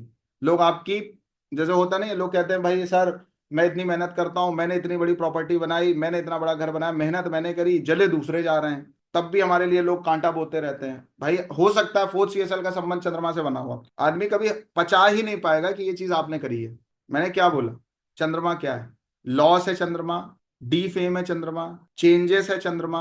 अब मान लो 10 सीएसएल का संबंध चंद्रमा से बन गया, भाई नौकरी स्विच करते रहो, चेंज करते रहो, फिर एक टाइम ऐसा आएगा घर में बैठ जाओगे। लॉस है चंद्रमा, ब्लेम है चंद्रमा, ब्लेम भी है, कितना आप अच्छा कर लो, अब किसी ने अच्छे के द्वारा उसको लोग पचा नहीं पा रहे हैं, ठीक है, कि खराबी करी है इसलिए उसको ब्लेम मिला, ये आप कंफर्म कर सकते हो कैसे नंबर लेके चल रहा है। बात समझ आ रही है। थोड़ी बहुत। सन क्या है? आपकी इमेज है, एटीट्यूड है, आपका सोल पर्पस है, सोल है आपकी। आप दिल से क्या करना चाहते हो, ये सूर्य है। आपके भाव चलित चार्ट में भी सूर्य जहां बैठेगा, वो चीज आप दिल से करना चाहते हो, वो चीज आप दिल से करना चाहते हो, उस चीज के लिए आप पैदा हुए हो, ये मान लो। इसीलिए बीएनएन में सन को इष्ट देवता से कनेक्ट किया गया है। किसी को अपना सोल पर्पस अवेक करना हो तो उसको इष्ट की शरण में जाना पड़ेगा, तभी उसका सोल पर्पस अवेक हो पाएगा। पता ही नहीं चलेगा कि पिछले जन्म में क्या कमिटमेंट भगवान से करके आए हो। कमिटमेंट करता है जीव कि मुझे एक जन्म दो, मैं जाके ये काम करूंगा, ये जो गलतियां करी हैं उसको सुधारूंगा, वो सूर्य के रूप में करता है। बात समझ रहे हैं? तो इष्ट को आइडेंटिफाई करने के बाद ही वो चीज आपको, मतलब आप एक चीज ये समझ सकते हो, किस काम के लिए आपका इष्ट आपकी हेल्प करेगा। तो जिस हाउस में सन बैठा होगा, वो ही अब हम लोग क्या समझते हैं, हम पूजा कर रहे हैं, पाठ कर रहे हैं, इष्ट देवताएं हमारे, वो तो हमें कुछ दे ही नहीं रहे हैं। अरे आप वो चीज चेक करो जहां पे सूर्य बैठा है। इष्ट, अगर इष्ट की अगर कृपा रिफ्लेक्ट होगी कहीं, तो उस हाउस में ही होगी रिफ्लेक्ट जहां पे सूर्य बैठा है, या वो जिस हाउस का सीएसएल सन बना है वहां पे वो चीज रिफ्लेक्शन में दिखेगी। हर चीज में आप भगवान की कृपा थोड़ी मान लेते हो, लेकिन कुछ इंसिडेंट्स आपके साथ ऐसे होते हैं, जैसे कभी कभी आप गाड़ी चलाते हुए जा रहे हो, आपका एक्सीडेंट होने जा रहा है और एकदम से आप बच गए, तो आदमी कहता नहीं यार, भगवान का नाम लिया, भगवान ने मेरा एक्सीडेंट बचा लिया, तब से मुझे विश्वास हो गया। क्या है? एथ सीएसएल का संबंध, या एट्थ हाउस में सन होगा, एथ सीएसएल का संबंध सन से बना होगा। जब बहुत बड़ी प्रॉब्लम लाइफ में आई, उस समय भगवान याद आया, जब आपके हाथ में कुछ नहीं था। समझ आ रही बात? मतलब इष्ट की अनुकंपा, या आपका सोल पर्पस क्या है, जिस हाउस में सन है वो आपका सोल पर्पस है। चौथे भाव में मान लो सूर्य बैठा है, सोल पर्पस क्या है? पढ़ाइए, लिखाइए, केयर टेकिंग करिए, माँ की सेवा करिए, ये आपका सोल पर्पस है। कुछ लोगों को पढ़ा सकते हैं तो पढ़ा दीजिए, खाने के लिए कुछ हेल्प कर दीजिए, केयर टेकिंग करिए, नर्चरिंग करिए, मंदिर बनवा दीजिए, भगवान का घर ही बनवा दिया। बात समझ आ रही है? बुद्धि में जा रहा है, नहीं जा रहा आपके कुछ थोड़ा बहुत? ये होता है सन। फिर मून में बताया मैंने, मून जिस भी हाउस में होगा, जिस भी हाउस का सीएसएल बना होगा या एनएल बना होगा, उस चीज को आप ये मान के चलो, मैं कितना भी अच्छा कर दूंगा तब भी 50 जूते पड़ने हैं, एक्सेप्ट कर लो उसको, तो दुख नहीं होगा, फिर कंफर्म है। फिर भी आप जूते खाओगे। क्यों खाओगे? क्योंकि चंद्रमा का काम ही है ब्लेम्स देना। अच्छा, लोग बदनामी की वजह से कभी कभी स्थान परिवर्तन करते हैं कि नहीं करते हैं? अरे ये हो गया, वो हो गया, लोग हमें चोर कहने लगे हैं, लोग हमें नालायक कहने लगे हैं, कुछ थोड़ा बहुत इधर उधर कर लिया तो जगह बदल देता है, ब्लेम्स। और कभी कभी क्या होता है कि वहीं पर रह के खुद को प्रूव कर दे जाता है। उसके बाद आता है जुपिटर। जुपिटर क्या है? जुपिटर केपी में भी, पराशरी में भी और लाल किताब में भी वेल्थ को रिप्रेजेंट करता है, धन को रिप्रेजेंट करता है, ब्लेसिंग्स को रिप्रेजेंट करता है, आशीर्वाद को रिप्रेजेंट करता है, ईश अनुकंपा को रिप्रेजेंट करता है। देखो, जहां सूर्य होता है ना, वहां से आपको सॉल्यूशंस मिलते हैं, समाधान मिलते हैं। सपोज फोर्थ हाउस में सन बैठा है, आपने कोई खराब प्रॉपर्टी ले ली, अब आपको पता बाद में चला है कि यार मैंने गलत प्रॉपर्टी परचेस कर ली, बट इष्ट आपका आपके साथ है, सन बहुत अच्छा है, तो आपको लोग ऐसे मिल जाएंगे जो वहां से निकालने में आपकी हेल्प कर देंगे, सोल्यूशन आपको मिल जाएगा, समाधान मिल जाएगा। कुछ ऐसे लोग हैं जो जवाब देने के लिए, गवाही देने के लिए आपके साथ खड़े हो जाएंगे कि हाँ, इस व्यक्ति ने बदतमीजी करी है। सूर्य अगर वहां पे खराब होगा, ब्लेसिंग्स नहीं होंगी, या सन इष्ट देवता की अनुकंपा नहीं होगी, तो आप कुछ भी अच्छा कर लो, फिर भी लोग आपकी काटने के लिए खड़े हैं, तुरंत काट देंगे, आपकी बात कहीं सुनी ही नहीं जाएगी। मतलब एक तरीके से आपके साथ कुछ ऐसा मान लो, आपके साथ चैन स्नैचिंग हो गई, आप थाने गए तो थाने में रिपोर्ट नहीं लिखी जा रही है। क्यों नहीं लिखी जा रही? किसी ने फोन कर दिया, इसकी रिपोर्ट मत लिखना। लेकिन यही जब सूर्य कृपा कर देगा, तो या तो थाने वाला फोन, मतलब थाने वाला या तो खुद रिपोर्ट लिख देगा, या आप बाहर निकले, पता चला वहां पे कोई किसी और का केस देखने आया था, किसी और की रिपोर्ट लिखाने आया था, बहुत पावरफुल व्यक्ति था, थाने में उसकी चलती थी, उसने बोला हाँ भैया क्या प्रॉब्लम, आपने बताया सर मेरा केस नहीं लिखा जा रहा, उसने कहा क्यों नहीं लिखा जा रहा, चलो लेके चलते हैं, गया, उसने केस आपका लिखवा दी। ये है ईश्वर की कृपा। मतलब आपको रास्ते मिल जाते हैं जब सूर्य आप पर कृपा करता है। लेकिन जब जुपिटर आप पर कृपा करता है, तो वो भगवान सीधे आपके ऊपर हाथ ही रखे हुए हैं, ये बृहस्पति। उस चीज के लिए आपको एफर्ट नहीं करना पड़ता, जहां पे बृहस्पति बैठा होता है वो चीज आपको ऑटोमेटिक मिलती है। इस जन्म के शुभ कर्मों से जो चीज आपको प्राप्त होगी, आप कहते नहीं हो कि हम इतनी पूजा पाठ करते हैं, इतनी भक्ति करते हैं, इतनी चीजें करते हैं, वो चीज मुझे दिख नहीं रही है, वो तो मुझे मिली नहीं। वो चीज अगर आपको दिखनी है, तो जुपिटर जहां प्लेस्ड है भाव चलित कुंडली में, वो चीज आप देख लो, उसी लेवल की मिली होगी जिस लेवल के आप इंसान रहे होंगे, जिस लेवल की आपकी तपस्या रही होगी, जिस लेवल की आपकी साधना रही होगी, जिस लेवल पे दूसरों के लिए आपने अपने को कुर्बान करके किया होगा, वो जुपिटर के रूप में दिखेगा। जुपिटर कहता है आज जो आपने किया है कल मैं देने के लिए खड़ा हूं, पहले जो किया वो आज देने के लिए खड़ा हूं। शनि कहता है जो पहले किया है उसको पहले ले ले, आगे का देखा जाएगा। ब्लेसिंग्स हैं, गाइडेंस है, आपका लक है, आपका फेथ है, आपकी श्रद्धा है, किन चीजों में आपका फेथ है। जुपिटर जहां बैठा होगा उस चीज में आपका फेथ होगा, विश्वास होगा। एक बात आपको बताते हैं, मतलब कितना भी गंदा आदमी अपने लाइफ में देख लेना कि यार इससे बड़ा चीटर कोई नहीं है, ठीक है, इससे बड़ा मक्कार कोई नहीं है, इससे बड़ा धूर्त कोई नहीं है। ये शब्द मैं इसलिए बोलता हूँ कि ट्रिगर करते हैं, तुरंत हिट करते हैं। मतलब आपकी जिंदगी में सबसे गंदा और घटिया आदमी आपको कभी दिख जाए, वो मेल फीमेल कोई भी हो सकता है, लेकिन उसके अंदर भी कोई एक क्वालिटी होगी, होगी जिसकी वजह से आदमी उसके पास ठगने के लिए भी तैयार बैठा है कि भाई आओ मुझे ठग लो। फिर भी विश्वास करके गया आदमी, गया कि नहीं गया, कुछ तो एक खूबी होगी ना, वो खूबी जुपिटर होती है। मतलब दो बातें, आपके भावचलित कुंडली में जहां बृहस्पति बैठा होगा उस चीज को लेके कभी भी दूसरों का विश्वास डगमगाना नहीं चाहिए, point number 1। Point number 2, 70% cases में आप वो काम नहीं खराब करोगे जहां पे बृहस्पति बैठा होगा, वहां पे लोग आप पे विश्वास करेंगे और आप विश्वास के काबिल बनेंगे भी, और आपको बनना चाहिए भी। एग्जाम्पल के लिए मैं बता देता हूँ, 10th हाउस में जब जुपिटर होता है ना, 10th हाउस में इसको मैनेजमेंट का सबसे बेस्ट योग बोला जाता है, और पूरी कंपनी उस पर विश्वास करती, इवन एम्प्लॉयज भी विश्वास करते हैं उस पर, और वो उस विश्वास को लेके चलता है, इसीलिए उसको पूरा मैनेजमेंट दे दिया जाता है। यस और नो, मैसेज करिए। ट्रू सर, आ गया मैसेज। 11th में होगा तो सोशल जो लोग होते हैं, मान लो अगर जिसके भी चार्ट में भाव चलित कुंडली में 11th में जुपिटर मिलेगा और उसने कह दिया कि भाई मैं एनजीओ चलाता हूं, मैं ऑर्गेनाइजेशन चलाता हूं, मैं चैरिटेबल ट्रस्ट चलाता हूं, मैं सोशल रिस्पॉन्सिबल पर्सन हूं, वो है, उससे बड़ा रिस्पॉन्सिबल कोई नहीं, और वो इस चीज को ब्रेक नहीं करेगा, और जब तक ब्रेक नहीं करेगा तब तक लोग उसे सपोर्ट करते रहेंगे। जैसे ही वो चीज ब्रेक होगी लोग आपको सपोर्ट करना बंद कर। आप में एक ऐसा कौन सी खूबी है, आपके अंदर एक ऐसी कौन सी ताकत है जिससे लोग आप पर विश्वास करेंगे और अंधा विश्वास करेंगे, जुपिटर जहां प्लेस्ड होगा ना उसी चीज को लेकर व्यक्ति सबसे ज्यादा विश्वास करता है। बात समझ आ रही है? और हाँ, व्यक्ति उसके विश्वास पे खड़ा उतरता भी। वो आपको मैं बताऊं, मैं फिर से आपको एक बात बता रहा हूं, ठीक है, आप किसी झूठे मक्कार धूर्त का चार्ट उठा लेना, जुपिटर जहां पे होगा वहां पे वो चीटर नहीं होगा, वहां पे वो सबसे रिस्पॉन्सिबल पर्सन होगा। और यही चीज आप सीएसएल में भी देख लो, जिस हाउस का सीएसएल जुपिटर बनेगा या उसका एनएल जुपिटर बनेगा, आंख बंद करके उस चीज के लिए उस पर विश्वास किया जा सकता है, आंख बंद करके विश्वास किया। देखो मैं बहुत संक्षिप्त परिचय दे रहा हूं आपको, लेकिन मुझे लगता है बहुत इंपॉर्टेंट चीज है। मैं बहुत लंबा विश्लेषण नहीं कर रहा हूँ क्योंकि डिटेल में जाने की मेरी आदत है और मैं जा नहीं रहा हूँ। मैं आपको एकदम आज की डेट में एकदम कहते हैं नहीं है कि ऐसी चीज दे रहा हूं जिसको आप अगर थोड़ा और एक्सप्लोर करोगे, थोड़ा और काम करोगे तो बहुत चीजें इससे निकाल लोगे। ठीक, कुछ बहुत प्रोडक्टिव चीज दे रहा हूँ आपको, इसमें से बहुत कुछ निकाल सकते हो। जैसे क्रूड ऑयल होता है ना, उसमें पेट्रोलियम भी निकाल सकते हो, उसमें डीजल भी निकाल सकते हो, तो क्रूड ऑयल देने का थोड़ा सा काम करो। आपके लिए कठिन हो सकता है पचा पाना, बट बहुत मतलब यहाँ से बहुत काम हो जाएंगे आपके। ये जुपिटर है, जुपिटर ब्लेसिंग्स है, और उसके लिए आपको कैपेबल बनना पड़ता है। मैं एक बात फिर से बोलूंगा, आपकी कुंडली के जिस हाउस में बृहस्पति हो, आपके जिस हाउस का सीएसएल या उसका एनएल जुपिटर बना हो, मौत स्वीकार कर लेना, उस चीज से लेकर के किसी का विश्वास मत तोड़ना। जिस दिन विश्वास टूटा उस दिन आपका भाग्य साथ देना बंद कर देगा। जुपिटर क्या फेथ है, आप कितने विश्वास लोगों के तोड़ दो, लेकिन आप वहां पे विश्वास मत तोड़ना जहां पर बृहस्पति बैठा है। इवन सीएसएल वाले तोड़ देना, सीएसएल वाले भी तोड़ देना थोड़ी देर के लिए, कोई बात नहीं, लेकिन जहां बृहस्पति बैठा है उस चीज को लेके कभी विश्वास मत तोड़िए। वहां पे अगर टूट हुई तो भगवान फिर आपका भाग्य साथ देना बंद कर दे। भाग्य में और कर्म में अंतर जानते हो क्या होता है? कर्म में और भाग्य में अंतर जानते हो क्या होता है? जब आपका भाग्य साथ देता है ना तो लोग आपको चीजें चीजें आपको ऑफर होती हैं। जब आपका भाग्य साथ देगा तो चीजें आपको चीजें ऑफर होंगी, भाई चल मेरे साथ बिजनेस कर ले, कोई बात नहीं, नहीं चल रहा है, मेरे साथ जुड़ जा, मैं तुझे कुछ काम बता देता हूं, चल मेरी कुंडली देख ले, चल मुझे पढ़ा दे। ऑफर हो रही चीजें, लोग खुद आ रहे हैं आपके पास जब आपका भाग्य इनहेंस है, जब आपका भाग्य बढ़ा हुआ है। कर्म में 100 बार लोग रिजेक्ट करते हैं, 101वें बार आप प्रूफ करके फिर लोगों का टेंशन ले पाते हो। ये कर्म योग है।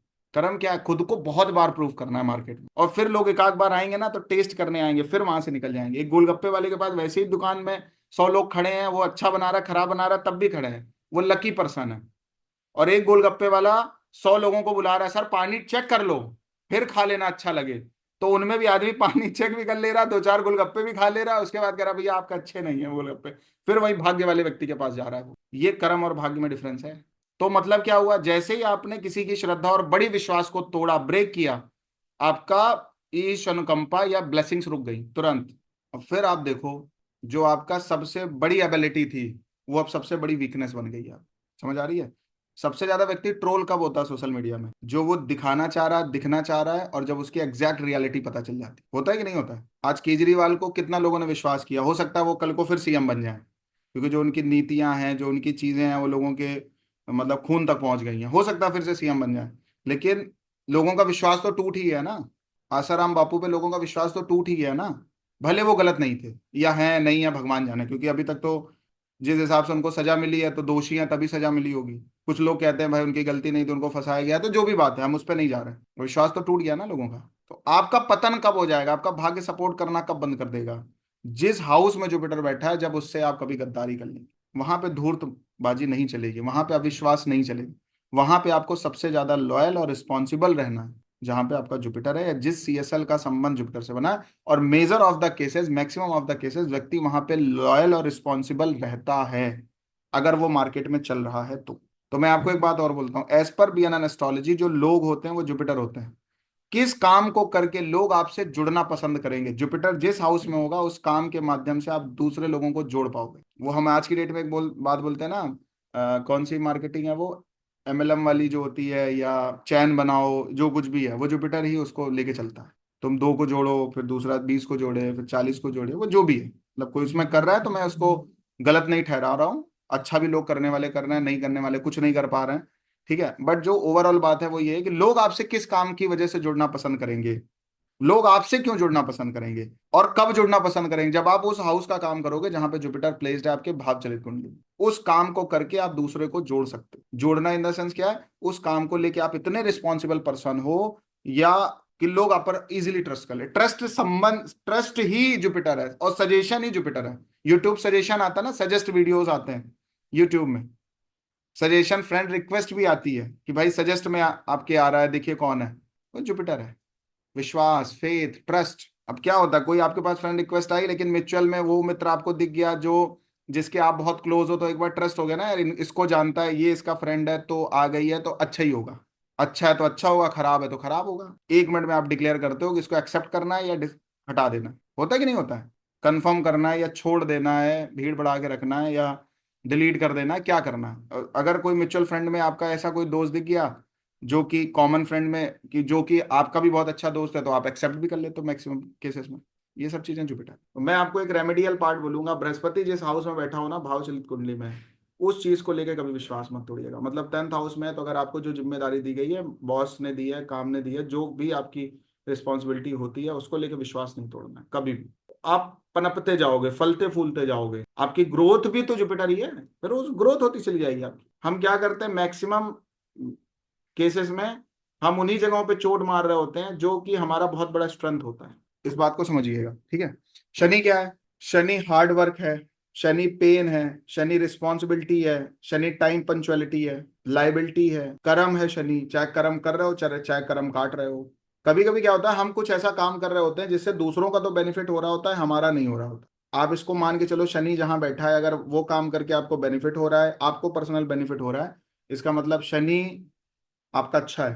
तो पूर्व जन्म में बहुत कम खराब कर्म है आपकी, और जहां पे शनि बैठा है उस काम को करने के बाद लोग आपको प्रॉफिट नहीं दे रहे हैं, या लोग आपसे आपको चीजें नहीं मिल रही हैं, ठीक है, उस केस में फिर शनि आपका खराब है। तो अगर वो सपोज आप कंसल्टेंसी करने आए और आप कंसल्टेंसी कर रहे हैं, और ज्यादातर लोग आपसे कंसल्टेंसी लेते हैं और चले जाते हैं, मांगते हो तो भी नहीं देते हैं, और देने में को एक दो तमाचा दे देते हैं, तो आपका पूर्व जन्म का कर्म है वो कट रहा है। ये शनि है। शनि आपके कर्म है। किस चीज को लेके आपको रिस्पॉन्सिबल होना है, कौन सी चीज आपको दुख देगी, कौन सी चीज आपको पेन देगी।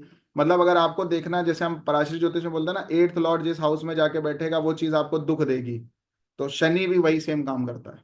जिस हाउस में बैठेगा उस व्यक्ति के लिए चाहे जितना कर दोगे दुख ही मिलेगा। या जिस सीएसएल का संबंध, जिस हाउस का संबंध शनि से बनेगा, चाहे सीएसएल के माध्यम से चाहे एनएल के माध्यम से, उस चीज में स्ट्रगल रहेगा, सफर रहेगा, पेन रहेगा, पर फिर भी आपको करना पड़ेगा। तो माओ को देखो कितनी तकलीफ में रहती हैं, कितनी दिक्कत में रहती हैं। खाना बनाना है तो बनाना है, रिस्पॉन्सिबिलिटी है तो है। अब उसको आप पॉजिटिव में लेते हो, नेगेटिव में लेते हो, ये आपके ऊपर है। हम लोग कहते हैं ना, टाइम इज मनी। शनि जहाँ बैठा है वहां से पैसा आता है अपने आप। मतलब फिर से एक बात आ गई, जहां पे समय देने के बाद धन आ रहा है वो शनि है, और जहां समय आपको देना चाहिए वो भी शनि है। समझ रहे हैं? तो शनि के केस में एक चीज समझ लो, जिसकी आप सेवा करोगे वही आपको गिरा के मारेगा। तो सेवा के एवज में सेवा मत मांगना कभी भी। भगवान पे छोड़ देना। भगवान, तो इसीलिए स्पिरिचुअलिज्म में एक बात बोली जाती है कि हम तो भाई भगवान की सेवा कर रहे हैं, हम आपकी कहाँ कर रहे हैं। हर चीज को भगवान से जोड़ दिया जाता है कि भाई हम तो, और स्पिरिचुअलिज्म में जो वैष्णव संप्रदाय है वो तो अपने हर नाम के आगे दास लगा लेते हैं, रामचरण दास, शनि। उसके बाद आता है मार्स। देखो शनि और मार्स में डिफरेंस है। क्या डिफरेंस है? मार्स एक्शंस को रिप्रेजेंट करता है, किन चीजों को लेके आप तुरंत एक्शन ले लोगे, कहाँ किस चीज। देखो क्या होता है कि घर वाले कभी कभी बोलते हैं कि अरे सर ये पड़ा रहता है, मैं कह रहा हूं पड़ा रहेगा ही नहीं। जिस हाउस में मंगल बैठा वो बात कर दो, नहीं पड़ा रहेगा। इतनी एनर्जी आ जाएगी कि बोला घर वाले कहेंगे तुझे तो बुखार था, तो 3 दिन से बेड पे था, ये कहाँ से चमत्कार हो गया। आप अपनी सबसे ज्यादा ऊर्जा कहाँ लगाना पसंद करेंगे? जहां पे मंगल बैठा होगा। अब 8वें भाव में अगर मंगल बैठा है तो या तो वो रिसर्च में जाएगा, या तो एस्ट्रोलॉजी में उसका दिमाग लगेगा, या तो आईटी इंडस्ट्री में दिमाग, मतलब 8th हाउस जो है रॉ में लगेगा, इधर उधर की सेक्रेटिव चीज ढूंढने में दिमाग लगेगा। और या तो कुछ नहीं कर रहा है तो खुरापात में दिमाग लगेगा। 8th हाउस में मार्स होगा तो खाली दिमाग, शैतान का घर। आपकी ऊर्जा कहाँ लग रही है? और ये ऊर्जा उस लेवल की ऊर्जा है कि हो सकता है करो, थोड़ी देर बाद फिर आप कह दो अरे अभी नहीं, फिर कर लेंगे। ऊर्जा मतलब, हम लोग कहते नहीं भाई, एक बात मैं आपको बताऊं, सब चीज जो है ना, व्यक्ति जो होता है वो कई जगह आलसी होगा, लेकिन एक जगह आलसी नहीं होगा। जहां मंगल होगा वहां आलसी नहीं होगा। उस चीज की बात होते ही पता नहीं कहां से ऊर्जा आ जाएगी। जैसे हनुमान जी बड़े प्रपंच में चले गए, मतलब उनको तो, उनके अंदर तो कुछ हो ही नहीं रहा है। मतलब यहाँ पे इतना मेजर डिस्कस चल रहा है कि लंका जाएगा कौन। अब तो पता भी चल गया, संपाति ने बता भी दिया। मेजर डिस्कशन हो रहा है भाई, जाएगा कौन। जामवंत जी ने तक बता दिया उनके शरीर में ताकत नहीं है कि हम जाएं, हम पहले तो पूरे ब्रह्मांड की परिक्रमा कर चुके हैं। ठीक है, फिर अंगद ने बताया मैं चला तो जाऊंगा, लेकिन रावण के जो बड़े पुत्र हैं उन्होंने मुझे मारने का संकल्प लिया है। ठीक है, क्योंकि आपको पता है कि बाली जो है अपनी कांख में दबा के अपनी दिनचर्या फॉलो करता था रावण को, और ऐसा एक बार नहीं कई बार किया उसने। तो बाप की बेइज्जती लड़के से बर्दाश्त नहीं हुई तो अक्षय कुमार ने प्रण ले लिया कि भले हमारे पिताजी बाली को परास्त नहीं कर पाए हैं, लेकिन मैं इनके लड़के को जहां पा जाऊंगा वहीं मार दूंगा। अच्छा, बाली इतना आतंक काटे थे रावण के साथ में, तो अंगद जाके अक्षय कुमार को गिरा गिरा के मार देते थे। तो अक्षय कुमार ने प्रण लिया था। तो अंगद कह रहे हैं कि भाई मैं वहां जाऊंगा तो अक्षय कुमार को वरदान मिला हुआ है, वो मुझे कभी भी मार सकता है, तो मैं इसलिए नहीं जाऊंगा। सब अपनी अपनी बातें डिस्कस करें। हनुमान जी चुपचाप बैठे हैं, इतने ऊर्जावान व्यक्ति चुपचाप बैठे हैं, मतलब इतने ऊर्जावान भगवान चुपचाप बैठे हैं। तो जैसे ही बात ट्रिगर हुई, राम काज लगी तो अवतारा, सुनते ही भयो पर्वताकारा। हनुमान जी मतलब रहाई से नहीं हुई उनको। मतलब क्या बात है, जहां पे आपका मार्स बैठा है वो बात करते ही, वो काम आते ही व्यक्ति के अंदर पता नहीं कहां से ऊर्जा आ जाती है। जैसे ही हनुमान जी के सामने ये बात आई, राम काज लगी तो अवतारा, सुनते ही भयो पर्वताकारा, सुनते ही सेकंड्स नहीं लगे, ट्रिगर करना नहीं आता है। मार्स कहाँ बैठा है वो चीज बोल के एक्टिव कर दोगे आप किसी को भी। और फिर जहां जहां वो देख रहा है वहां वहां भी फोर्स चली जाएगी, ऊर्जा चली जाएगी, एनर्जी चली जाएगी। तो कुछ लोग बहुत लाउड बोलते हैं, दूसरे भाव में मंगल हो, 11th हाउस में मार्स हो, 8th हाउस में मार्स हो, 7th हाउस में मार्स हो, तो बहुत मोटिवेशनल या लाउड वॉइस होती है उनकी। मार्स राउस का, लाउड का भी कारक है।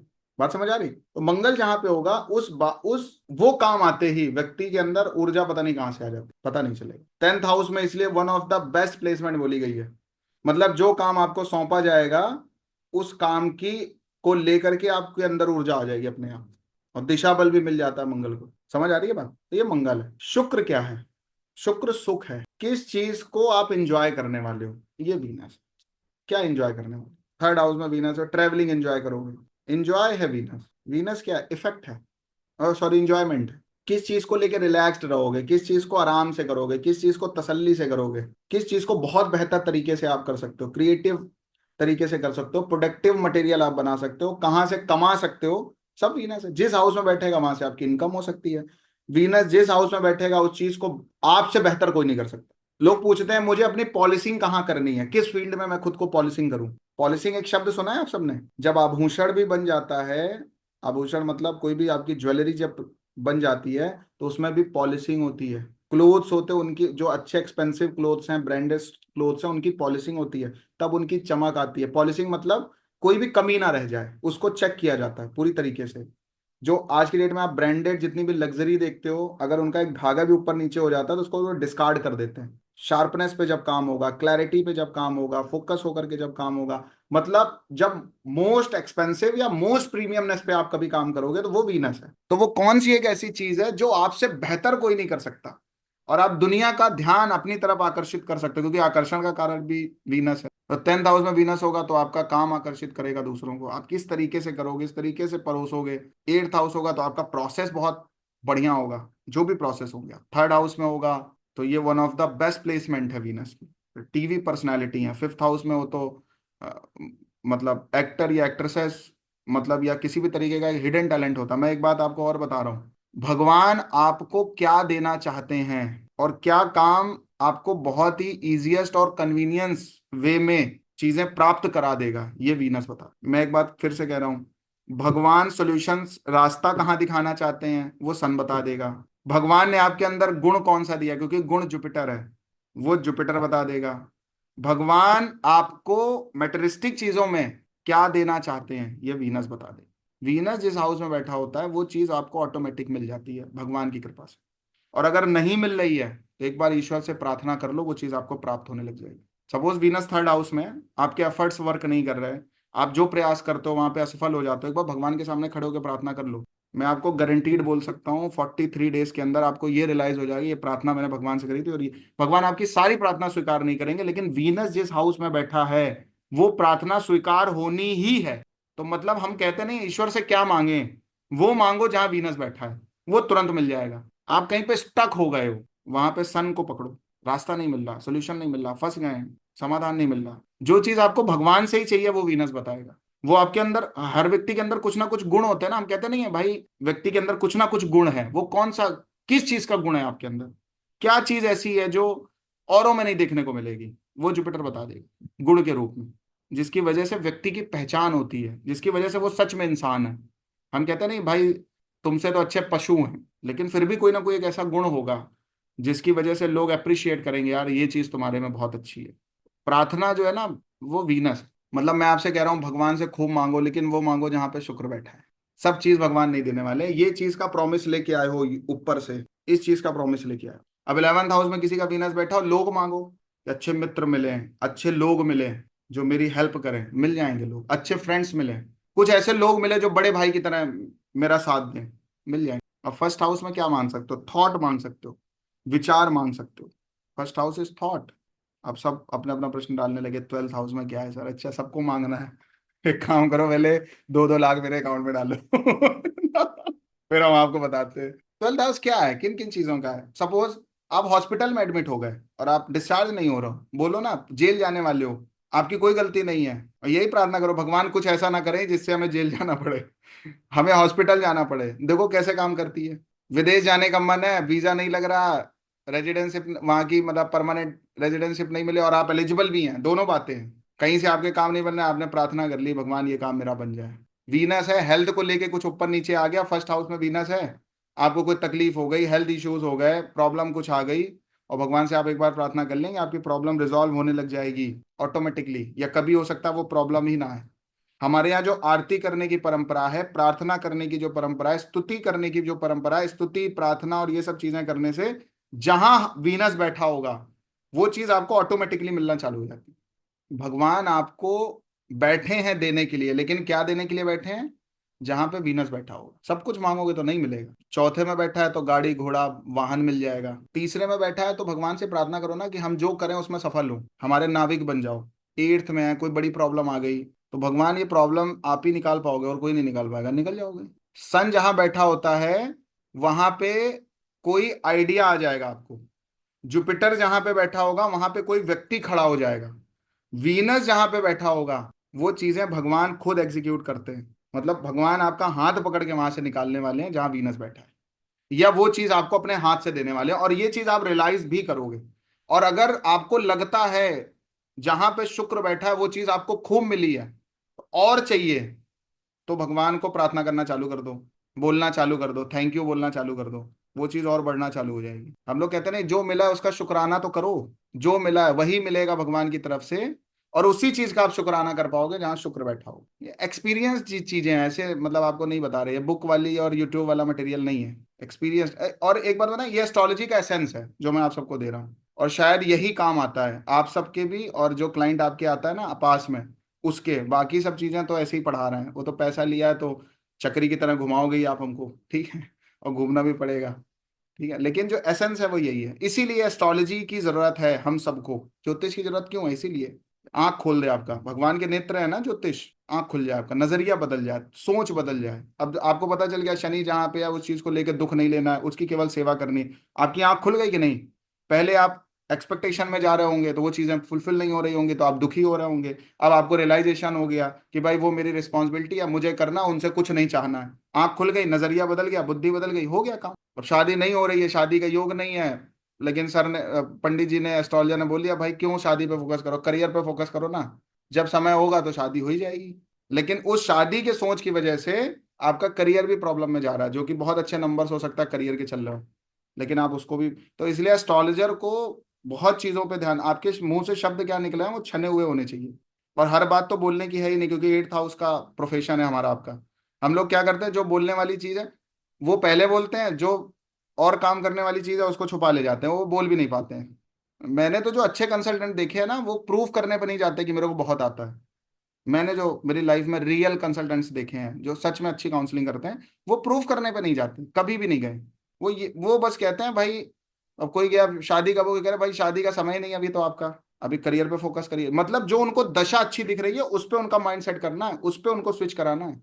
ये भी आपका वो होना चाहिए, ध्येय होना चाहिए कि मतलब हमें केवल वैसी बात, हम किसी को दुख देने के लिए नहीं बने, हमें 8th हाउस उनका चाहिए, हमें देना नहीं है, बढ़ाना नहीं है उसको। और आपने सीधे बोल दिया भाई शादी का तो योग ही नहीं है, विवाह का तो योग ही नहीं है, तो अब उसके मन में कोई एक्सपेक्टेशन है, कोई डिजायर है, तो वो ब्रेक हो गई ना, वो तो कोमा में जा सकता है। तो इसलिए साइकोलॉजिस्ट भी होना चाहिए, खैर वो सब छोड़ो, ज्ञान की बात है, प्रवचन है वो, ठीक है। लेकिन जो अब प्लैनेट्स पे थे, वीनस क्या है? वीनस वो चीजें हैं जो भगवान आपको देना चाहते हैं, भगवान ने आपको दी हैं, आपको पता नहीं है, इसलिए उनको थैंक यू बोलो या उनसे प्रार्थना करो, ये चीज मुझे दो। आप नहीं दोगे तो कौन देगा? पता चल गया, अब जाके कॉलर पकड़ो भगवान का ठीक है, और पकड़ो, पकड़वाएंगे भी।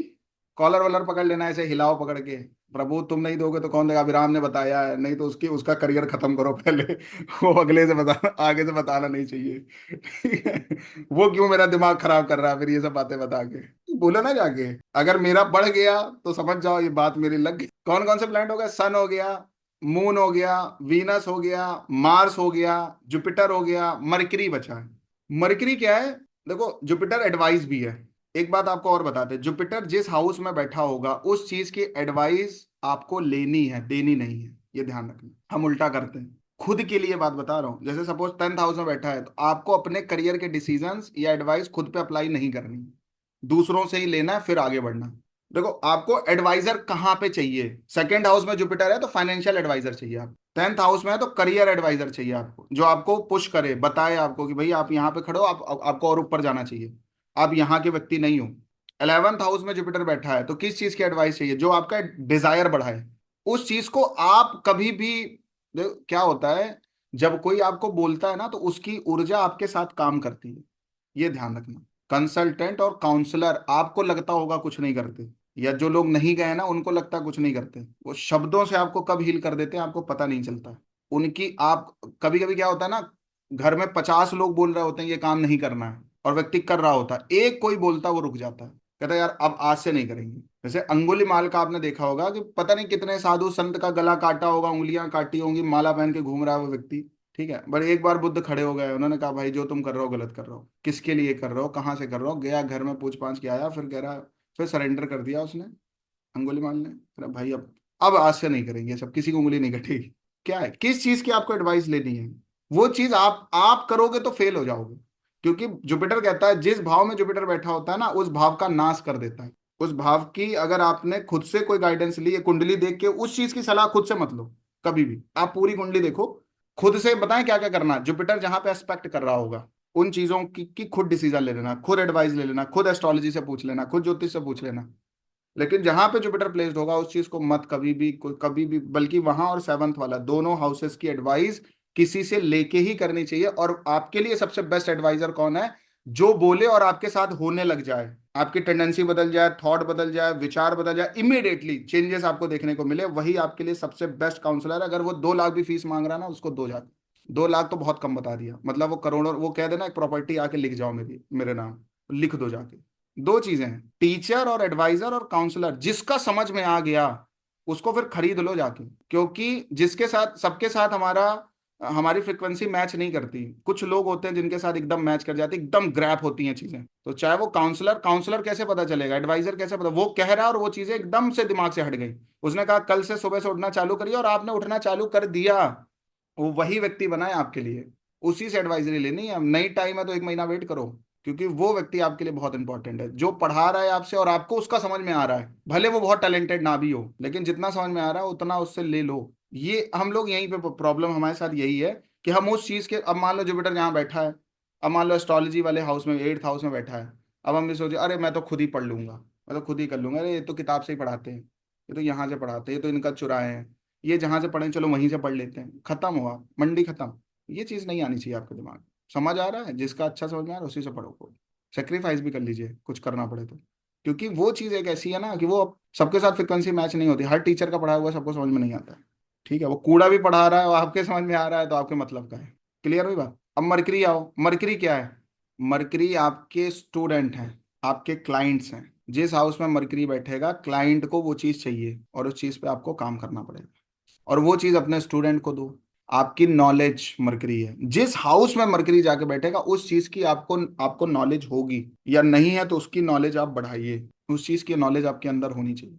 मरकरी नॉलेज है। मरकरी वो लोग हैं जो आपसे कुछ चाहते हैं, कैपेबल भी बनिए कि आपसे कोई किस क्या चाहेगा। प्रकृति देखो, एक तरफ है कि वो जुपिटर के रूप में आपको दे रही है, वीनस के रूप में दे रही है, लेकिन मून के रूप में, शनि के रूप में, मरकरी के रूप में आपसे लेती भी है। आप लेने वाले पे तो बहुत तेजी से सुन लिया आपने, अब देने वाले में ऐसा ना हो कि मीटिंग छोड़ के चले जाओ अरे सर ये वाला चैप्टर नहीं पढ़ा था, हमें तो केवल लेने वाला बनना है, देने वाला नहीं।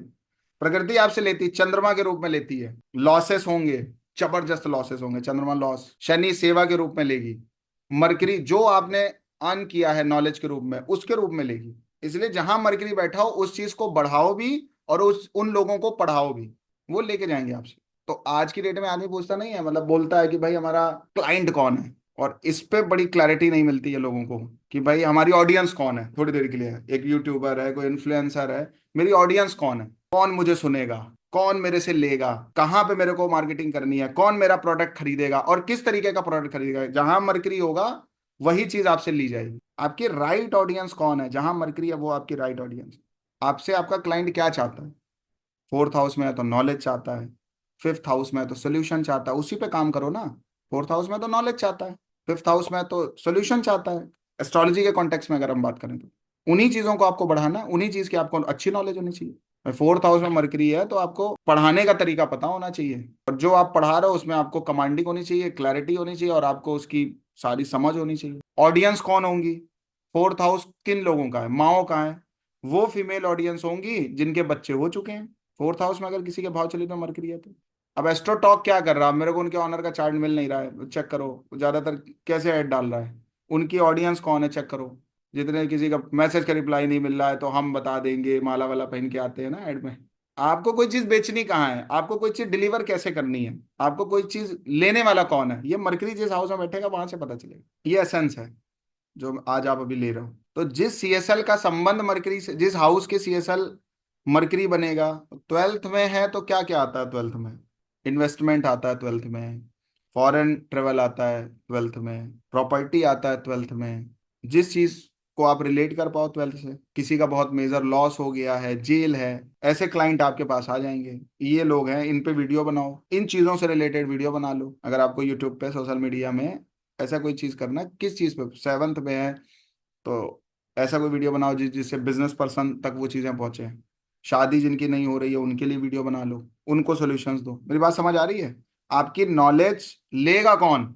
जहां पे मरकरी बैठा है वही लोग लेंगे, या जिस हाउस का सीएसएल या उसका एनएल मरकरी बनेगा वो आपकी ऑडियंस है, या क्लाइंट हैं, या आपके स्टूडेंट हैं, लेने वाले लोग हैं। और हमें कभी कभी मेरी राइट ऑडियंस नहीं पता चलती है हमारी, कि हमारी राइट ऑडियंस कौन है। उसके लिए बहुत पैसा खर्चा करना पड़ता है, कंसल्टेंट रखने पड़ते हैं, वो फिर बताते हैं आपके सर, पूरा आपका यूट्यूब देखेंगे, फेसबुक देखेंगे, इंस्टाग्राम देखेंगे, फिर आपको बताएंगे। ठीक है, फिर हम आपको बताएंगे। या प्रोडक्ट देखते हैं, प्रोडक्ट कैसा बनाया आपने, किस तरीके से बनाया, बच्चे के लिए बेचना है, बूढ़े के लिए बेचना है, जवान के लिए बेचना है, किसके लिए बेचना है, टैबलेट फॉर्म में बेचना है, कैसे बेचना है। समझ आ रही है बात? ये मरकरी है। टारगेट ऑडियंस बोलते हैं उसको डिजिटल मार्केटिंग के शब्द में। आपकी टारगेट ऑडियंस कौन है, टारगेटिंग क्लाइंट कौन है, मरकरी जिस हाउस में बैठेगा वो बताएगा। सब आपके टारगेट ना तो क्लाइंट हो सकते ना बना पाओगे, सब नहीं होते, कोई एक वर्ग आपसे अनसेटिस्फाई रहेगा। कौन है जो आपसे आके आपके ही बर्तन में बगल में बैठ के खाएंगे भी और आपकी पत्तल में छेद भी करेंगे? मून वाले लोग हैं वो मून वाले लोग हैं। चंद्रमा जिस हाउस में बैठेगा उस हाउस से संबंधित व्यक्ति के लिए, पर्सन के लिए, प्लेस के लिए, थिंग के लिए कितना भी कुछ भी कर दो, एंड ऑफ द डे वो आपको नुकसान ही पहुंचाने वाले। अब आते हैं राहु केतु पे। ये बहुत टेक्निकल प्लेनेट है दोनों, एक टेक्निकल प्लेनेट एक रिलीजियस प्लेनेट। ना तो टेक्नोलॉजी जल्दी समझ में आती है, ठीक है, उसमें भी जो पता है वो तो चलो ठीक है, एडवांस टेक्नोलॉजी तो और नहीं समझ में आती है हमें, आपको तो रोबोटिक्स और एआई के बारे में बहुत लोगों को पता नहीं होगा, ठीक है, और स्पिरिचुअलिटी भी जल्दी समझ में नहीं आती, इसलिए इनकी प्रिडिक्शन करना सबसे टफेस्ट सिचुएशन है। तो राहु क्या है? राहु आपका डिजायर है, वो चीज जो आपको कितनी भी मिल जाए और आप सेटिस्फाई नहीं होगे कभी भी, वो राहु है। और केतु क्या है? रिजेक्शंस है। मतलब अगर एक बात मैं बोलूं, क्या चीज आपको आपके जीवन में बहुत बड़ी मिल सकती है, उतना बड़ा कोई भी नहीं बना पाएगा, वो राहु है। मैंने एक बार एक शब्द बोला था, क्या चीज आप सबसे बेहतर कर सकते हो, ये शुक्र बताएगा जिस हाउस में बैठेगा, या जिस हाउस का सीएसएल शुक्र बनेगा। कौन सी एक ऐसी चीज है जो आपसे बड़ी कोई और नहीं कर सकता, वो राहु। क्योंकि राहु डिजायर है, अनसेटिस्फेक्शन है, ह्यूज है। कौन सी एक ऐसी चीज है जिसके लिए आप इंटरनेशनली खुद को प्रमोट कर सकते हो, देश विदेश तक लोग आपको फॉलो करें चाहें? कौन सी ऐसी चीज है जो स्प्रेड हो जाएगी, विदेशों तक पहुंच जाएगी? राहु। आज की डेट में एक बहुत कॉमन सा शब्द सुनने को मिलता है, बहुत बड़ा, लेकिन लोग ऐसे ही बोलचाल में यूज करते हैं, सर मेरा फोकस नहीं है।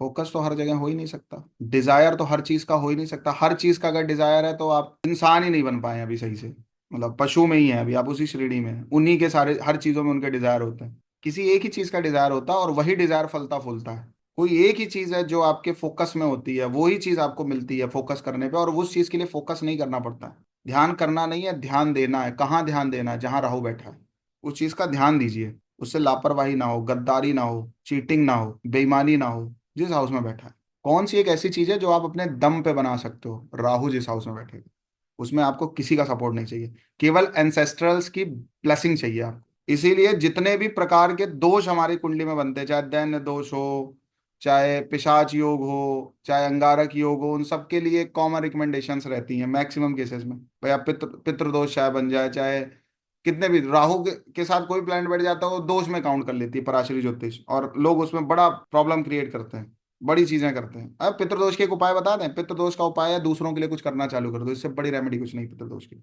कुछ ऐसा कर दो जिससे दूसरों का भला होने लग जाए, पुण्य बढ़ाइए, सत्कर्म करिए, दूसरों को खुश करने की कोशिश करिए, दूसरों को कुछ समाधान मिल जाए, वो पितृदोष की एग्जैक्ट रेमेडी है। करने यही आए हो, अब कुछ और कहीं ढूंढ रहे हो सक्सेस, वो बात अलग है, ठीक है। अभी इस पर डिटेल में बात कर लेंगे। कहने का एक मतलब ये है कि जहां राहु बैठेगा उस चीज के लिए आपको फोकस की जरूरत नहीं है, उस चीज की बात आते ही डीप फोकस हो जाएगा। तो आपको एक बात बताएं, अपना डिजायर बिल्ड करना चाहिए जहां राहु बैठा। हम लोग कहते नहीं है, जिसने सपने नहीं देखे हैं उसके सपने पूरे नहीं होते हैं, और सारे सपने देखोगे तो पूरे भी नहीं होंगे। जहां राहु बैठा है वो सपना जितनी शिद्दत के साथ, जितनी लगन के साथ, जितने अच्छे इंटेंशन के साथ, जितनी बड़ी चाह के साथ देखोगे वो चीज पूरी होगी, और उस लेवल पे पूरी होगी जिस लेवल का सपना देखोगे। बशर्ते ईमानदारी रखनी है, शॉर्टकट नहीं लगाना है, नंबर 2 में नहीं जाना है, उस काम से दूसरे का नुकसान नहीं होना चाहिए, इस बात को देखते रहना है, ध्यान देना है। तो ध्यान करना नहीं है, ध्यान देना है। जहां राहु बैठा वो चीज अपने आप बड़ी होती है, फलती है, फूलती है, उस लेवल पे पहुंच जाती है ना जिसमें, मतलब कहते नहीं है, राहु आपसे वो काम करवाता है, राहु आपसे वो काम करवाता है जो आपके किसी कुल खानदान में किसी ने वो काम ना किया हो, उस लेवल पे आपको पहुंचाता है। अरे चाचा वाचा अगर आपको लग रहा बहुत कुछ अचीव कर लिया, किनारे लग जाएंगे वो अपने आप, जब राहु देने पे आ जाएगा। कौन सी एक ऐसी चीज है इस लेवल पे फले फूलेगी कि आप अपने कुल खानदान में सबसे टॉप पे आ जाएंगे? कुल खानदान की बात मैं कर रहा हूँ, राहु जहां बैठे। कभी कभी किसी व्यक्ति के नाम से पीढ़ियां जानी जाती हैं, जैसे रघुकुल। तो भगवान श्री राम का कुल कौन सा है? रघुकुल। आज भी हम कहते हैं भाई ये गांधी जी के पुत्र हैं, ये सरदार वल्लभ भाई पटेल की फैमिली से हैं, बोलते हैं ऐसे कैसे? एक व्यक्ति के नाम से पूरी जनरेशन जानी जा रही है, वो राहु है। कुछ ऐसा भौकाल मचाएगा कि जिसकी वजह से कई जनरेशन आपको जानेंगी, वो राहु है। सन आपको जब तक आप जीवित हो तभी तक आपको फेम देता है, राहु आपके मरने के बाद भी फेम देता है। इसलिए जो बड़े पॉलिटिशियंस हैं वो बिना राहु के सपोर्ट के बन ही नहीं सकते। बिना राहु के कोई, मुझे नहीं लगता अगर राहु सपोर्ट ना करे तो कोई कैबिनेट मंत्री बन जाए, कोई प्रधानमंत्री बन जाए। और प्रधानमंत्री बन गया राहु राहु सपोर्ट नहीं कर रहा है तो इंटरनेशनल मार्केट खराब हो जाएगी उसकी। राहु के पास मतलब यहाँ तक कि हमारी जो ज्योतिष की जो एंशियंट बुक्स हैं उसमें लिखा है, सूर्य अगर किसी पर अनुकंपा करता है, जैसे राजनीति का कारक बोलते हैं, सूर्य आपको डिस्ट्रिक्ट का लीडर बनाता है केवल, शनि आपको स्टेट लेवल का लीडर बनाता है, और शनि थोड़ा सा और पुश हो जाएगा तो प्रधानमंत्री तक पहुंचा देगा, उम्मीदवार बना देगा, बना नहीं पाएगा आपको। मतलब अगर किसी को सांसद बनना है, विधायक बनना है, तो सूर्य का ही पोटेंशियल, विधायक बनने के लिए तो मंगल ही बहुत अच्छा हो तो बन सकता है व्यक्ति, और उसके भी नीचे अगर पार्षद वार्षद बनना हो तो और नीचे वाले प्लेनेट बना देंगे, उतने से काम चल जाएगा। लेकिन प्रधानमंत्री बनना है, और फिर उसमें भी एक सम्राट योग आता है कि मतलब सम्राट का मतलब जानते हो ना, कि पूरी दुनिया झुक रही है आपके सामने, बिना राहु के पॉजिटिव हुए हो ही नहीं सकता। राहु बहुत बड़ा करता है, ये होता है राहु। ठीक है, क्या चीज आप बहुत बड़ी कर सकते हैं? राहु। कहाँ पे आपको ऑटोमेटिक फोकस आएगा? फोकस की रिक्वायरमेंट ही नहीं है। क्या चीज आपके डिजायर में होनी चाहिए और उसके लिए रात दिन एक करना है? जहां राहु बैठे। भूत, हम लोग कहते नहीं है भाई तुम्हारे ऊपर भूत लगा है, प्रेत लगा है, राहु ही तो है। तो भूत लगाओ चाहे भूत बन जाओ। तो मैं बीएनएन में ऐसे बोल देता हूँ कि पागल बनना, पागल करना और पागल होना, तीनों ही शब्द राहु के हैं। पागल बनना कि उसके सिवा कुछ दिख ही नहीं रहा है, पागल करना आदमी दुनिया पागल हो जाए यार, इस व्यक्ति से मिले बिना काम नहीं चलेगा, पागल करना, और या मूर्ख बना देना, दोनों बातें हैं नेगेटिव में अगर आप जाओ तो। पागल बनना, पागल करना और पागल होना मतलब पैशनेट। आदमी कह रहा है यार तुम कुछ नहीं आएगा, कुछ नहीं आएगा, कुछ नहीं निकलेगा, कोई रिजल्ट नहीं आएगा, तुम लगे हो, एकदम से ब्लास्ट हो गया। समझ रहे हैं आप? जैसे एलॉन मस्क भूत बन गया, पागल बन गया, लोग कह रहे हैं अरे सब कुछ बिक गया, सब कुछ हो गया, और एक मिसाइल लॉन्च हुई तो बिलियन ऑफ डॉलर्स का प्रोजेक्ट लेके चला आया, और नासा ने खुद दिया प्रोजेक्ट। समझ रहे हो बात? ये है राहु। केतु क्या है, किस चीज पे आपको ध्यान नहीं देना है, मतलब लोग भले आपसे कहें कि, और क्रिटिसिज्म भी देता है केतु आपको। आपको मैं आपको एक बात बताऊं, दुनिया कभी भी आपको ये जहां राहु बैठा होगा ना, उस चीज को बड़ा बनाने के लिए कभी नहीं गएगी। लोग कहाँ पे, कहाँ मजा आता है इंडिया में, जख्म पर मरहम कोई लगाने नहीं आता, जख्म कुरेदने सब आते हैं। तो आपका जख्म वाला एरिया कौन सा है, मोस्ट सेंसिटिव एरिया कौन सा है, कि कभी भी आप ऊपर जाते हो ना तो आदमी उस वहीं पे खड़ा कर देता है आपको, अरे आप मत बताइए हमें, हम आपके बारे में सब जानते हैं हमारे सामने मत बड़ी बड़ी बातें करिए, प्रभु आपका सब जानते हैं। कौन सी वो चीज है जहां केतु बैठा? और उन चीजों पे आपको ध्यान नहीं देना है। ध्यान देना कहाँ है? राहु पे। ध्यान कहाँ नहीं देना है? केतु पे। फोर्थ हाउस में केतु है, घर नहीं है, मकान नहीं है, गाड़ी नहीं है, लोग कहेंगे आके भाई अभी तक इतनी पूरी जिंदगी बुढ़ापा बीत गया तुम्हारे पास, अभी तक घर नहीं है। आपको ध्यान देना ही नहीं है उस पर, नहीं देना है, वो काम आपका नहीं है, वो डिपार्टमेंट आपका नहीं है।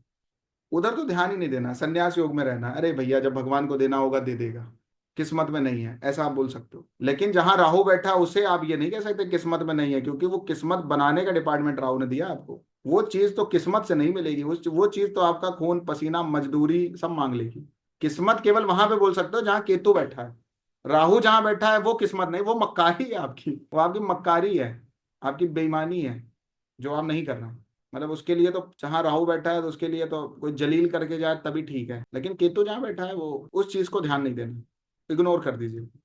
क्योंकि फिर केतु आपको कहाँ लेके जाता है? अवसाद में लेके जाता है। अवसाद का मतलब डिप्रेशन में लेके चला जाएगा।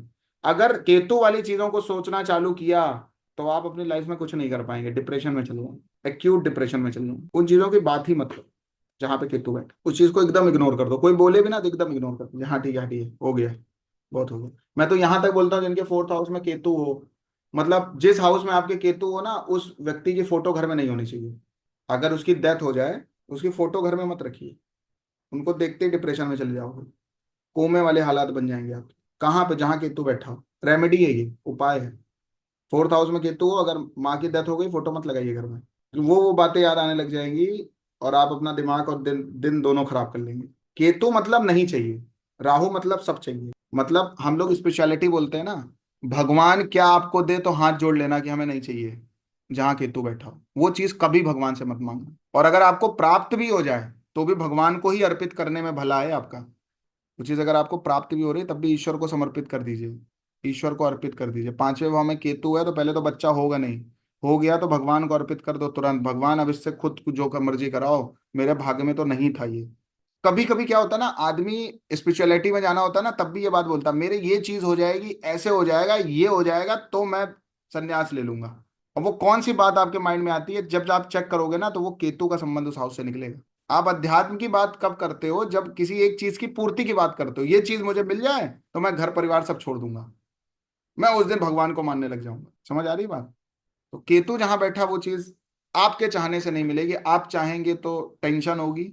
राहु जहां बैठा है उस चीज के लिए एक भी क्षण बर्बाद मत करिए, वो चीज आपको ही पैदा करनी, वो चीज आपको ही बनानी। लेकिन केतु जहां बैठा है वो चीज आपका सेंसिटिव एरिया है, उसकी तरफ ध्यान नहीं देना है। वो चीज भगवत अर्पित कर देनी है, भगवान के अर्पित कर देना।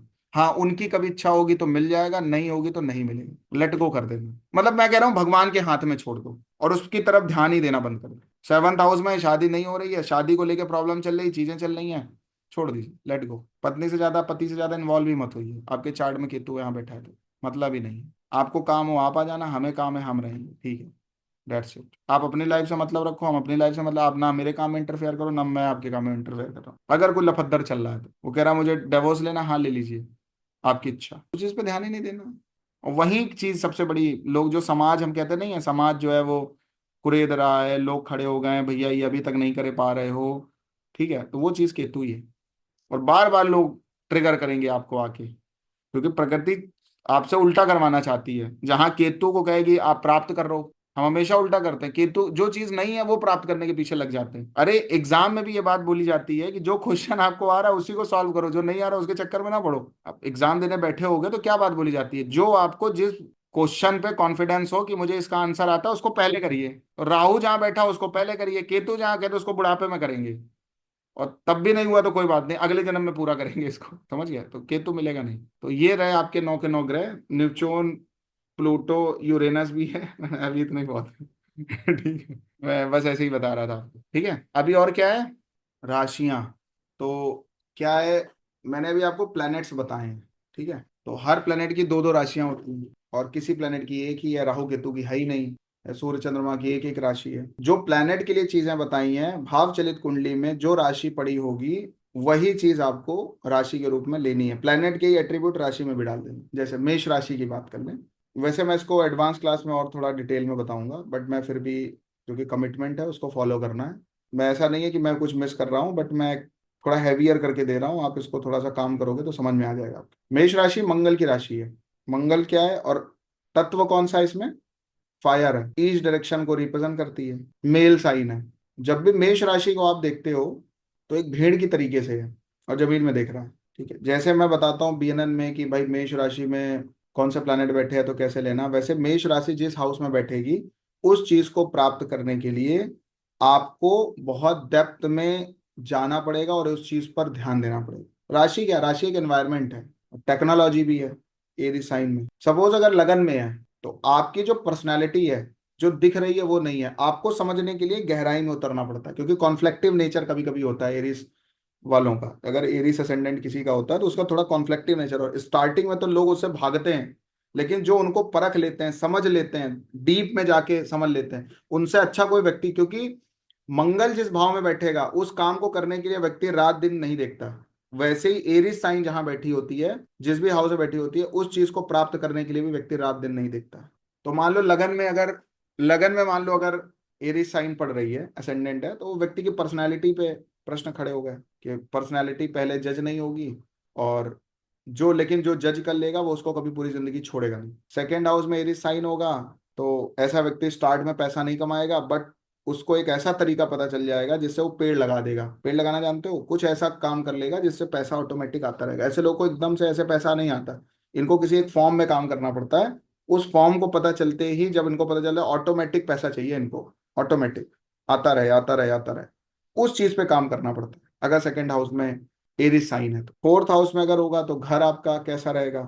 तो मंगल से संबंधित घर रहेगा। फायर हो सकता है घर में, जल्दी लग जाए, आग लगने की संभावना बहुत है। इलेक्ट्रिसिटी का जो मीटर है या इलेक्ट्रिसिटी जो होती है उससे कुछ लोगों के घर में कुछ सुसाइडल टेंडेंसी होती है, कुछ लोग सुसाइड ही कर लेते हैं, घर में आग लग जाती है, कुछ ऐसी चीजें होती हैं। अगर एरीज साइन फोर्थ हाउस में पड़ा हो तो इस घर में, मंगल चाहे पड़ा हो, चाहे मंगल देख रहा हो या एरीज साइन पड़ा हो, ऐसे घरों में हादसे होने के चांसेस हैं, एक्सीडेंट्स। लगन में एरीज पड़ा है तो आपका एक्सीडेंट हो सकता है। अननेचुरल अनवांटेड एक्टिविटी, जिसका कॉज पता करने के चक्कर में गोलियां चल जाएं, रीजन नहीं पता चलेगा, और रीजन पता भी चल गया तो आप कुछ नहीं कर पाएंगे। वो है मार्स या एरीज साइन। एरीज के लिए एक बात बोलेंगे, मतलब एरीज साइन जहां भी होगा उस चीज को प्राप्त करना चाहते हो उसको थोड़ा सा डिटेल में एनालिसिस करो, अंदर तक उतरो, जड़ों तक जाओ, फिर वहां से कुछ कमाल होगा।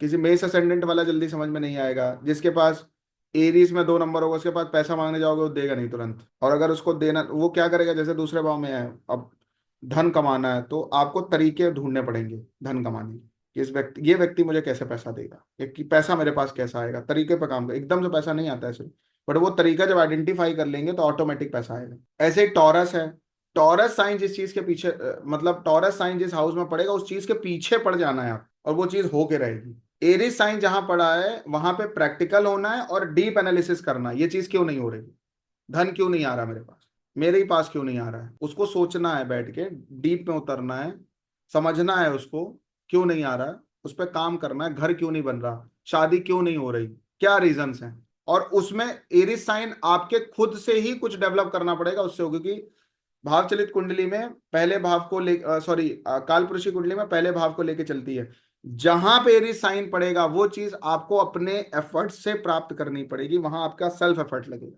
चौथा भाव है तो घर बनाना है तो आपका सेल्फ एफर्ट लगेगा, 7th हाउस है शादी करनी, सेल्फ एफर्ट लगेगा। 5वां नंबर है, और हम क्या कहते हैं, अरे मैं तो नहीं करने वाला, ऐसे बने हो चौधरी।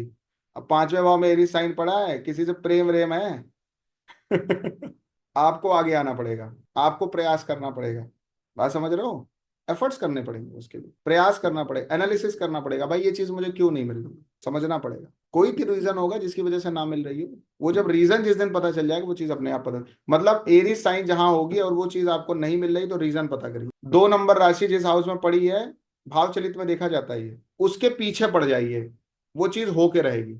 कोई भी एक आइडिया, कोई भी एक विचार, कोई भी एक चीज आपको समझ में आ गया, उसके पीछे पड़ जाओ, वो बाद में रिजल्ट आएगा। 4-5 साल के लिए छोड़ दो उसको करके। मान लो 12th हाउस में टॉरस पड़ी है तो आप इन्वेस्टमेंट में जा रहे हो, रोज देख रहे हो, अरे यार कुछ तो प्रॉफिट नहीं आ रहा, उन्होंने बताया था ये करोगे तो ये हो जाएगा, 5 साल के लिए छोड़ दो, 5 साल करते रहो करते रहो बैल बन जाओ, रिजल्ट चाहिए ही नहीं कोई, अपने आप वो चीज हो जाएगी। लगे रहना है, आप लगे रहना है जहां टॉरस होगी, फर्स्ट साइन जहां पे एरीज होगी उस चीज को एनालिसिस करना है।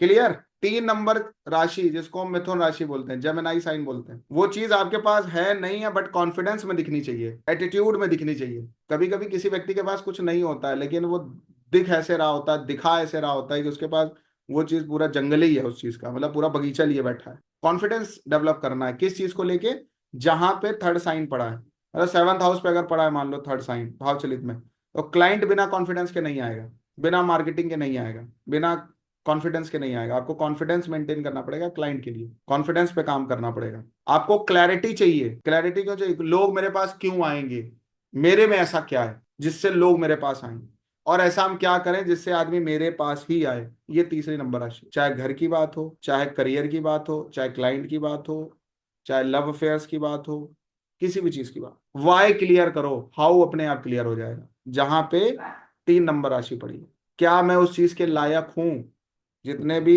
एक्सक्लेमेटरी साइंस हैं, जितने भी क्वेश्चन मार्क्स हैं, वो 3 नंबर राशि के लिए लगने चाहिए। और आपको कुछ अपना एटीट्यूड वैसा बनाना है, अरे ये चीज तो हो ही जाएगा, ये चीज तो कर ही लेंगे, लोग तो आ ही जाएंगे, और इसके बाद ही व्यक्ति करेगा। 3 नंबर राशि जहां पे पड़ी होगी आप चेक कर लो, उसका बिहेवियर ऐसे ही होगा, अरे इसकी बात मत करो, वहां पे कॉन्फिडेंस भी होता है कभी कभी, ओवर कॉन्फिडेंस, अरे इसकी बात मत करो, लोग तो आ ही जाते हैं, ये बताओ मुझे, ये मत बताओ, अपने आप आ जाएंगे। यार ऐसा एटीट्यूड, बस बस कहने में बात अलग है मुश्किल, उसके लिए काम करना पड़ेगा। क्लैरिटी चाहिए, एटीट्यूड चाहिए, कॉन्फिडेंस चाहिए, तीनों चीजें चाहिए, तब वो चीजें आपके पास आएंगी, और अगर आ रही हैं तो वो चीजें होंगी आपके पास। देख लीजिए जिस भी हाउस में बैठा हो, मतलब अगर 10th हाउस में है, कुछ काम आपको थोड़ा भी आता है बट आपके कॉन्फिडेंस में बहुत दिखना चाहिए, क्लैरिटी होनी चाहिए, ये कस्टमर की कैसे मदद करनी है, कैसे काम करना है, ताकि ये खुश होके जाए। कॉन्फिडेंस में लेना पड़ेगा पहले आपको, जिस दिन कॉन्फिडेंस में लेना आ गया उस दिन काम हो गया।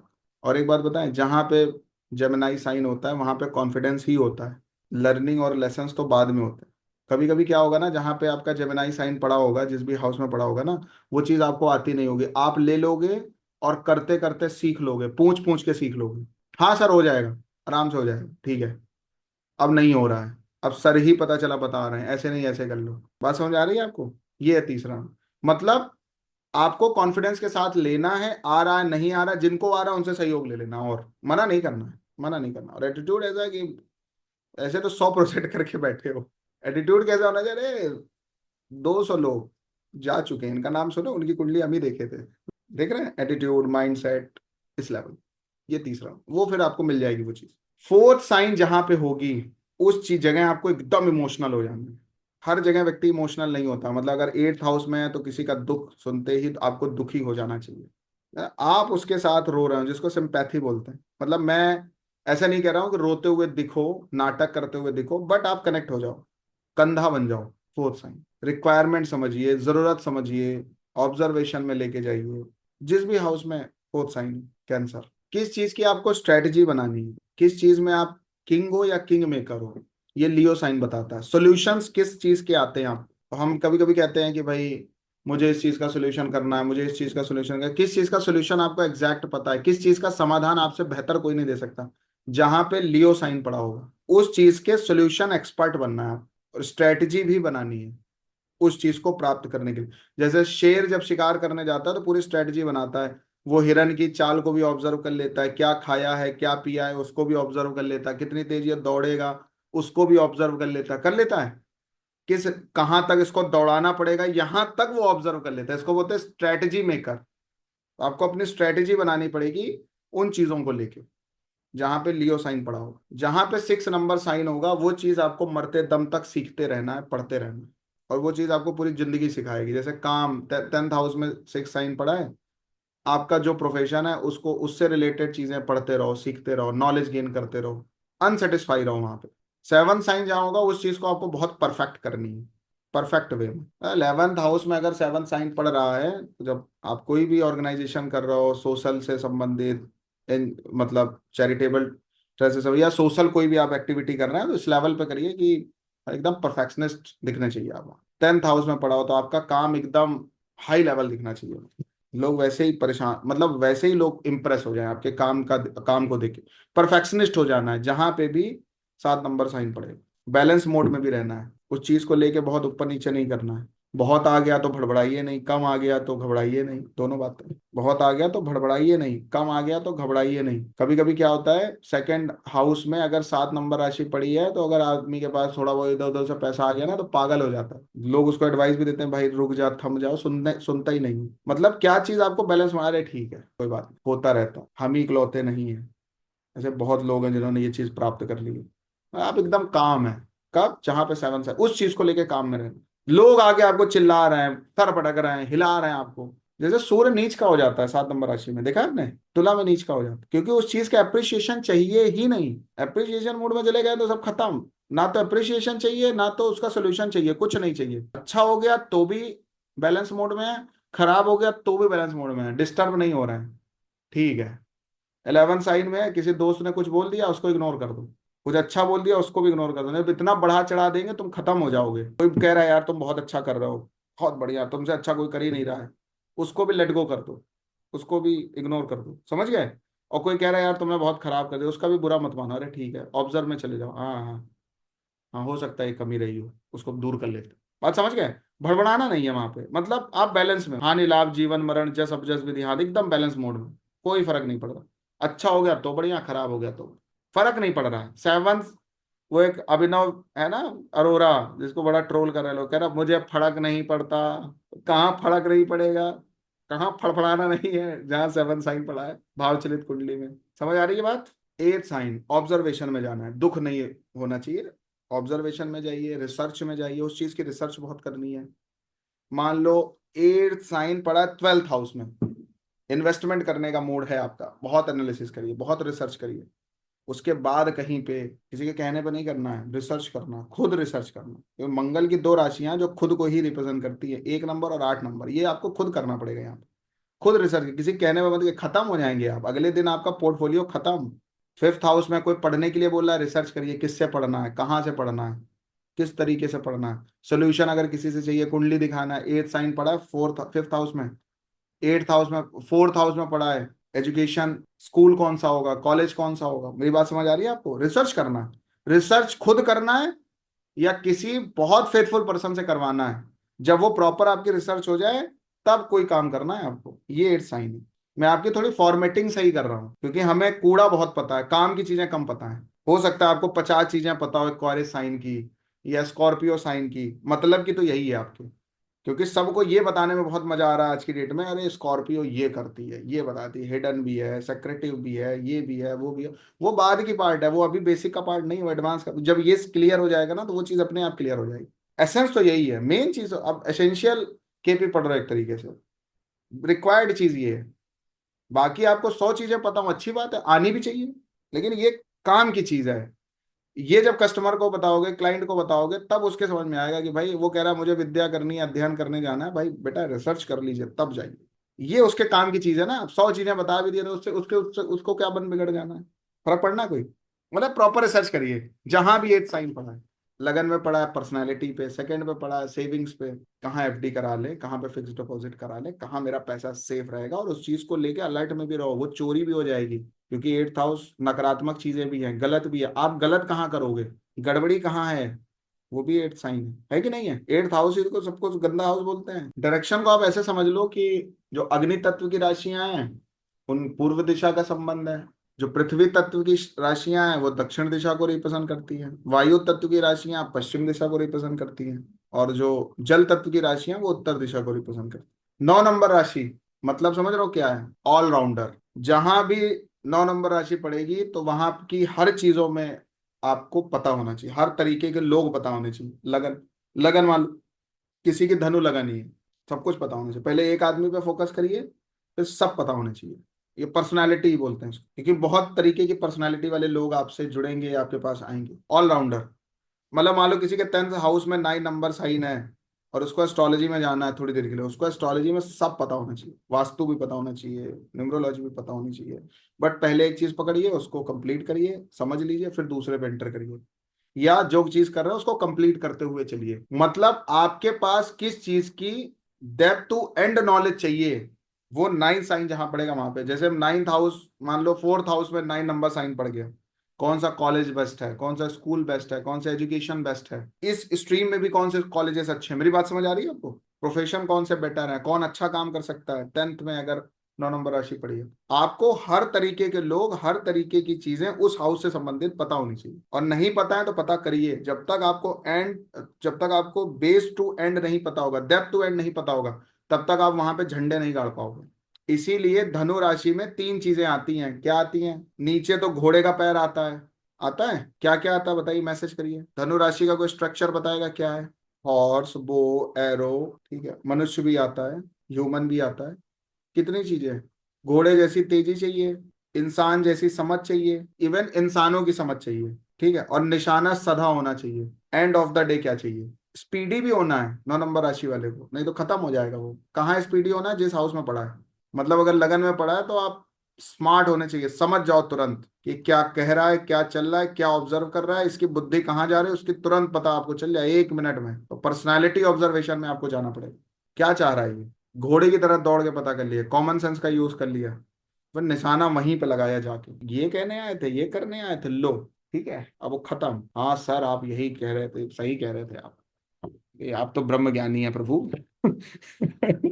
और फिर आदमी आपसे उसी चीज की एडवाइस लेगा, वही चीज आपसे सीखना चाहेगा।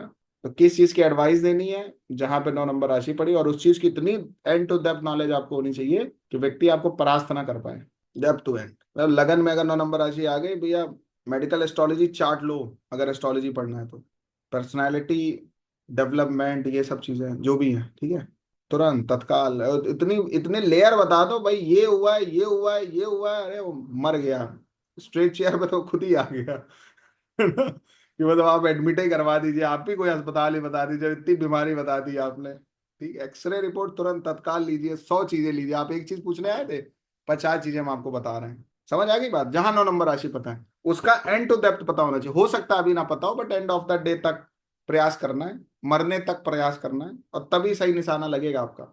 मतलब धनु राशि के पास ताकत जानते हो कैसी है, वो तुरंत सरेंडर पे ले आएगा सामने वाले को, ये ताकत है।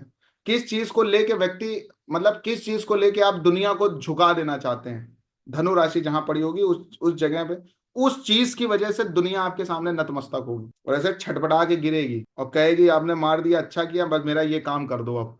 जैसे जब श्रवण कुमार को दशरथ ने बाण मारा तो कह रहा अब मेरे माता पिता को पानी पिलाओ। बाली को जब भगवान श्री राम ने बाण मारा तो बाली क्या कह रहा है कि मेरे बेटे को रख लो, यह तनय मम सम विनय बल कल्याण प्रद प्रभु लीजिए, गई बाह निज करनाथ आपन दास अंगद कीजिए। बाली से भगवान कह रहे हैं कि तुम्हें क्या चाहिए, तो बाली कह रहा है हमें कुछ नहीं चाहिए, इसको अपने साथ रख लीजिए, बस इतना ही चाहिए। हमारा जो लड़का है अंगद, उसको अपने साथ रख लीजिए बस।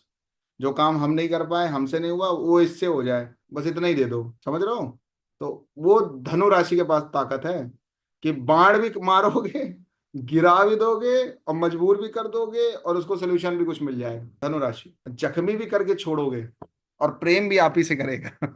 ये वाली बात क्या लाइन निकली है, जख्मी भी आप ही करके छोड़ेंगे, और प्रेम भी आप ही से करेगा।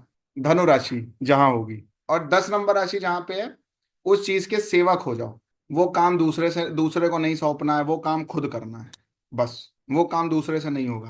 अगर 10 नंबर राशि 2 नंबर हाउस पे पड़ी है, तो आपको अपना वेल्थ बढ़ाना है, दूसरे नहीं बढ़ाने वाले हैं, दूसरे आपको एडवाइस देने वाले नहीं है, आपको उनके लिए हाथ पैर चलाना पड़ेगा, समझना पड़ेगा क्या है। 10th हाउस में पड़ा है, तो आपको अपना काम खुद करना पड़ेगा, सारी चीजें खुद करनी पड़ेंगी, क्योंकि लोग नहीं कर पाएंगे, करेंगे भी तो बहुत बाद में करेंगे। तो पहले आपको करना आना चाहिए, फिर आप किसी से करा पाएंगे। मतलब कहने का मतलब ये, 10 नंबर राशि जहां पड़ी है, उस चीज को पहले प्राप्त कर लीजिए, तब लोग उसकी एडवाइस आपसे लेंगे। पहले मत जाइए, वो चीज आपके पास दिखनी चाहिए। सपोज 10 नंबर राशि दूसरे भाव पे पड़ी है, आप वेल्थ की बात करें, भैया धन कमाओ, धन बहुत जरूरी है, तो पहले आप BMW मर्सिडीज और रोल्स रॉयस से उतरने चाहिए, तब वो अपने आप फॉलो कर लेगा। करो नहीं, बताओ नहीं, करके दिखाओ। 10 नंबर राशि जिस हाउस में बैठी, जिस भी हाउस में पड़ी है, वो चीज बतानी नहीं है, ना बतानी है, ना करानी है, वो चीज करके दिखानी है। ये 10 नंबर राशि। समझ आ रही है बात थोड़ी बहुत? क्योंकि मंगल उच्च का होता है यहाँ पे, करने पे बिलीव करिए, कराने पे नहीं। प्रॉपर्टी चाहिए आपको, 10 नंबर राशि 4th हाउस में पड़ा है, उसके लिए आपको अटेम्प्ट करना पड़ेगा, आपको प्रयास करना पड़ेगा। 8th हाउस में आपकी प्रॉब्लम आप ही सोल्यूट कर सकते हैं। 10 नंबर राशि अगर वहां पड़ी है तो भाव चलित में देखना, आपकी प्रॉब्लम का समाधान आपके पास ही है, कोई और आपको सोल्यूशन नहीं दे पाएगा सिद्धार्थ जी। और आप किसी को सोल्यूशन देने जाएंगे, कहेंगे मैं आपको इस समस्या से निकल, कहेंगे भैया पहले अपनी समस्या से निकल लो, हमारी समस्या से बाद में निकालना। पहले आप अपना भला कर लीजिए, हमारा भला बाद में करिएगा। 10 नंबर राशि पहले आप ऐसा दिखाओ तो कि मैंने ये चीज में कामयाबी पाई है। वो हम लोग कहते नहीं, लोग क्या देखना चाहते हैं, क्योंकि 10 नंबर राशि 10th हाउस में पड़ती है। 10th हाउस स्टेटस का होता है। आपको प्रूफ फॉर्मेट में आना पड़े, भाई मैंने ये चीज अचीव करी है, और ये चीज आप भी अचीव कर सकते हैं। जो मैं दिखा रहा हूं वो कर चुका हूं, इसलिए मैं आपको बता रहा हूं, आप भी कर सकते हैं। ये 10 नंबर राशि का एटीट्यूड है। और हम क्या करते हैं, पहले खुद प्राप्त नहीं करते, पहले दूसरों को बताने की कोशिश करते हैं। 6 नंबर अर्निंग के लिए कह सकते हैं, जॉब के लिए कह सकते हैं, पहले खुद को प्रूव करिए। 11 नंबर जो है वो सोशल रिस्पॉन्सिबल चीजें हैं, वो खुद के लिए नहीं चाहिए। आप उसकी एक्सपेक्टेशन नहीं करनी है, अपने आप मिल जाए अच्छा, मिल भी जाए तो उसको बांटिए। 11 साइन, लेकिन बांटिए कब, पहले उसको मजबूत करिए तब बांटिए। देखो शनि की दोनों राशियां, 10 नंबर राशि भी है, 11 नंबर राशि भी है। 10 नंबर राशि भी यही बात बोलती है कि भाई पहले खुद से करिए, उसको इस लेवल पे पहुंचिए कि लोग जल्दी एक्सेप्ट करने के मूड में आ जाए। यार आदमी बोले कि पीछे से यार ये कह देता है तो कर देता है, मेरी बात समझ में आई? या इसने ये चीज अचीव करी है। अब मान लो आप UPSC का भाषण देने जा रहे हो कि भाई IAS क्रैक करो, तो पहले क्रैक कर लो एक बार। 10th हाउस में अगर 10 नंबर राशि पड़ी है, दोबारा बताओ जाके, तब वो आदमी आपकी बात मानेगा कि हाँ ये क्रैक करवा देगा। और 11 नंबर राशि में क्या है, पहले कर लो, इकट्ठा कर लो, फिर बांटो। 10 नंबर राशि 11 नंबर राशि में डिफरेंस जानते हो? खुद करना है, लोगों को इंस्पायर करना है कि वो भी करें। 11 नंबर राशि खुद करना, और इस लेवल पे करना है कि बांटना है, फिर उनको कराने की जरूरत नहीं, वो आए आपसे लेके जाएं, आपसे लेके जाएं। प्रसाद दो, हम गए थे मंदिर, ये लेके आए, ये लो खाओ। प्रसाद ही इसी फॉर्मेट में जाता है ना। मंदिर तुम गए, किराया तुम्हारा लगा, समय तुम्हारा बर्बाद हुआ, 10 दिन तुम्हारे खराब हुए, हड्डियां तुम्हारी दर्द हो रही हैं, बुखार आपको चढ़ा है, सर दर्द आपको हो रहा, प्रसाद आराम से मिल गया सामने वाले को, और वो थकान अभी 1 हफ्ते नहीं उतरेगी। जो वैष्णो देवी की चढ़ाई से करके आए हो, वो 1 हफ्ते भी थकान नहीं उतरेगी, सामने वाले को प्रसाद मिल गया। पहले प्रसाद फॉर्मेट में देना, और उसके लिए तपस्या आपको करनी है। कोई भी चीज प्राप्त करने के बाद बांटना है आपको। ये 11 नंबर राशि है।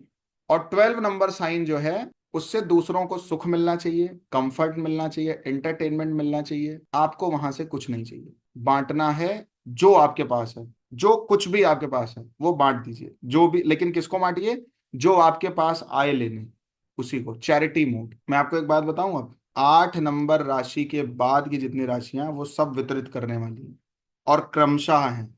9 नंबर राशि क्या कहती है, आपको भी बांटना है, लेकिन बहुत चीजें सीख लेनी है तब बांटना है, ज्ञान बांटना है, एक्सपीरियंस बांटना है। 10 नंबर राशि भी बांटने की है, लेकिन नजरिया देना है लोगों को कि हम कर सकते हैं तो आप भी कर सकते हैं, हम बदल सकते हैं तो आप भी बदल सकते हैं। एट साइन भी बांटने का, ट्रांसफॉर्म करके दिखाइए दूसरों को कि हम देखो अभी तक कुछ नहीं थे, अब कहते नहीं है पहले मैं बहुत मोटा था, जब से ये दवाई मैंने ली मैं 105 किलो से 45 किलो का हो गया हूँ। ट्रांसफॉर्मेशन दिखाया जा रहा है। एट साइन, एट साइन, समझ आ रही है बात। 12वां नंबर तो अब क्रम से है। 8 नंबर राशि में ट्रांसफॉर्म किया, सामने वाले को बताया जाके भैया हम बदलें तुम भी बदल जाओगे, हम कोई चीज खाएं तुम भी खा लो, तुम भी अमर हो जाओगे, चिरंजीवी हो जाओगे। कोई ऐसी टैबलेट आपने बना दी, कोई ऐसा इन्वेंशन कर दिया, बल्ब बेच रहे हो, ठीक है कि भैया एलईडी खरीदो, आप ये क्या खरीदने की जरूरत है। मैन्युफैक्चरिंग का साइन है ना, इन्वेंशन की साइन है। कुछ कर लो तब दुनिया के पास पहुंचो। 9 नंबर राशि, कुछ इकट्ठा कर लो तब दूसरों के पास जाके पहुंचो। 10 नंबर राशि, खुद अचीव कर लो, दूसरे इंस्पायर हो जाएंगे तब अचीव कर लेंगे। 11 नंबर राशि, अचीव कर लो, इकट्ठा कर लो तब जाके बांटो। मतलब 100-200 बोरी रुपया इकट्ठा कर लो, किसी स्टेशन पे जाके बैठ जाओ, आओ भैया जो आ रहा है उसको दो दो गड्डी फेंके दे रहा हो, फिर चले जा रहा हो, फिर कमा के ला रहा हो, फिर गड्डी चार पांच, अरे आराम से खाओ लो, भंडारा चल रहा है। ये है 11 नंबर राशि का एटीट्यूड। 12 नंबर राशि का एटीट्यूड, जो ईश्वर ने आपको दिया है, एटलीस्ट खुशी दी है, हैप्पीनेस दिया है, कंफर्ट्स दिया, दूसरों को कंफर्ट दे दो, खुशी दे दो, एंटरटेन करा दो। एज लाइक डॉल्फिन, डॉल्फिन क्या करती है, और जो उनके पास चीज है उसी से उनको खुश करा दो कि भाई तुम्हारे पास जो चीज है मतलब एक बात मैं आपको बताऊं, 12 नंबर राशि जानते हो क्या है? 12 नंबर राशि जो उसके पास सबसे बेस्ट है उसको फील करा देना। 12 नंबर राशि, इससे बड़ा दान क्या ही हो सकता है। एप्रिशिएशन की राशि है, रिगार्ड्स की राशि है। वेल आपने कभी देखा डॉल्फिन फिश को देखा? आप उसको उसके सामने गेंद फेंक दो, गेंद से खेलने लग जाएगी। आप उससे थोड़ी नॉटी पना करने लगो, नटखट पना करने लगो, आपसे नटखट पना करने लग जाएगी। आपके बिहेवियर को, टेंडेंसी को 2 मिनट में ऑब्जर्व करके आप जो चाहते हैं वैसा करने लग जाएगी। एक्सपेक्टेशन को फुलफिल करना या एक्सपेक्टेशन की पूर्ति करना, या कोई आपसे कुछ चाह रहा है किसी भी तरीके से, रिस्पेक्ट चाह रहा है, सम्मान चाह रहा है, धन चाह रहा है, समझ रहे हो, और आपके पास है उतना कि आप दे सकते हो, 100-200 रुपए क्या फर्क पड़ गया, 2,000 रुपए पड़े हैं, 100-200 चले भी जाएंगे तो फर्क नहीं पड़ेगा, उतना दे दो जितने से सामने वाला आपका भी काम खराब ना हो, वो भी खुश हो जाए। कहते नहीं, पल दो पल की खुशी दे दीजिए, और जो चाहता है वो खुशी दे दो। अगर वो आपसे अप्रिशिएशन चाहता है, अप्रिशिएशन दे दीजिए। थोड़ा बहुत आपसे कुछ जानना सीखना चाहता है, थोड़ा जना सिखा दीजिए। Yes, give happiness. 12 साइन जहां है उसी फॉर्मेट में देना है। अब फोर्थ हाउस में है, कैसे खुश कर सकते हो, हैप्पीनेस कैसे दे सकते हो? आपको कुछ आता है, आपने कुछ पढ़ा लिखा है, वो दे दीजिए। थर्ड हाउस में सपोर्ट कर दीजिए, और वही लोग आपसे चाहेंगे, उसी से खुश हो जाएंगे। आप कुछ मत करिए। थर्ड थर्ड हाउस में अगर आपका 12 नंबर राशि पड़ी, आप थोड़ा सपोर्ट कर दो कि हाँ आप आपकी प्रॉब्लम सॉल्व नहीं हो रही, कोई बात नहीं, फोन करना मेरे को, कल मैं आपको बताऊंगा। वो उससे ज्यादा खुश आपको कोई नहीं मिलेगा। अरे सर आप तो भगवान ही हैं, तथास्तु। खुश करना, और किस फॉर्मेट में खुश करना, आप किस तरीके से खुश कर सकते हैं, आपके चार्ट में 12 नंबर राशि जिस हाउस में पड़ी वहां पे सेक्रिफिकेशंस हैं, डोनेशंस हैं, देना है, लेना नहीं है। वहां से कुछ भी नहीं लेना है, देना है। किस फॉर्मेट में देना है? जहां पे 12 नंबर राशि बैठी है। तो 12 नंबर राशि अगर फोर्थ हाउस में बैठे, कंफर्ट्स दे दीजिए। फिफ्थ में बैठी है, सोल्यूशंस दे दीजिए। सिक्स में बैठी है, थोड़ी सेवा कर दीजिए। उसकी कमियां मत गिनाइए, क्योंकि कमियों का हाउस भी 6 है। किसी ने अगर कुछ उल्टा सीधा बोला, अरे नहीं भैया कैसी बात कर रहे हैं, वो खुद वैसा है तभी तो आपको ऐसा बोल रहा है। आप कितने अच्छे आदमी हैं, भगवान ही हैं आप तो, कितने बढ़िया मंदिर जाते हैं, पूजा करते हैं, हनुमान जी आपके ऊपर कृपा की है। वो खुश हो गया, अरे वाह। वो बार बार उसी चीज के लिए आपको आएगा। और आपको पता है आपको आपकी लाइफ में सबसे ज्यादा खुशी कब मिली होगी, कब मिलती है खुशी? जब आपको आपकी जिस हाउस में 12 नंबर राशि होगी ना, जब वो लोग वो बात आपको बोलेंगे, आपको सबसे ज्यादा प्रसन्नता होगी। और आप उस व्यक्ति को कभी नहीं जो व्यक्ति आपके यहाँ पे और आपको लगता है इस व्यक्ति ने मेरे को कभी ये चीज कही थी और वो हुआ और ये मेरे सपोर्ट में रहता है, या किसी भी तरीके की वहां खुशी मिलती हो, बार बार जहां जाना पसंद करते हो, वो राशि आपको 12, वो भाव आपको उसी हाउस में वो राशि मिलेगी आपको, इधर उधर नहीं मिलेगी। समझ आ गई बात? तो और कभी कभी भाव चलित राशि में किसी राशि का लोप हो जाता है, नहीं मिलती है, ये और अच्छी बात है। तो एक चीज, एक चैप्टर कट गया। मान लो 12 नंबर राशि कहीं है ही नहीं, खुशी देनी नहीं है, लेनी है बस, लाओ खाओ बेटा। फिर उसको अगर आपको फिर भी कनेक्ट करना है तो लगन कुंडली से कर लो। आज के लिए इतना ही। मुझे लगता है काफी इंटरेस्टिंग रही क्लास आज आपकी, ठीक है, बहुत कुछ आपने सीखा।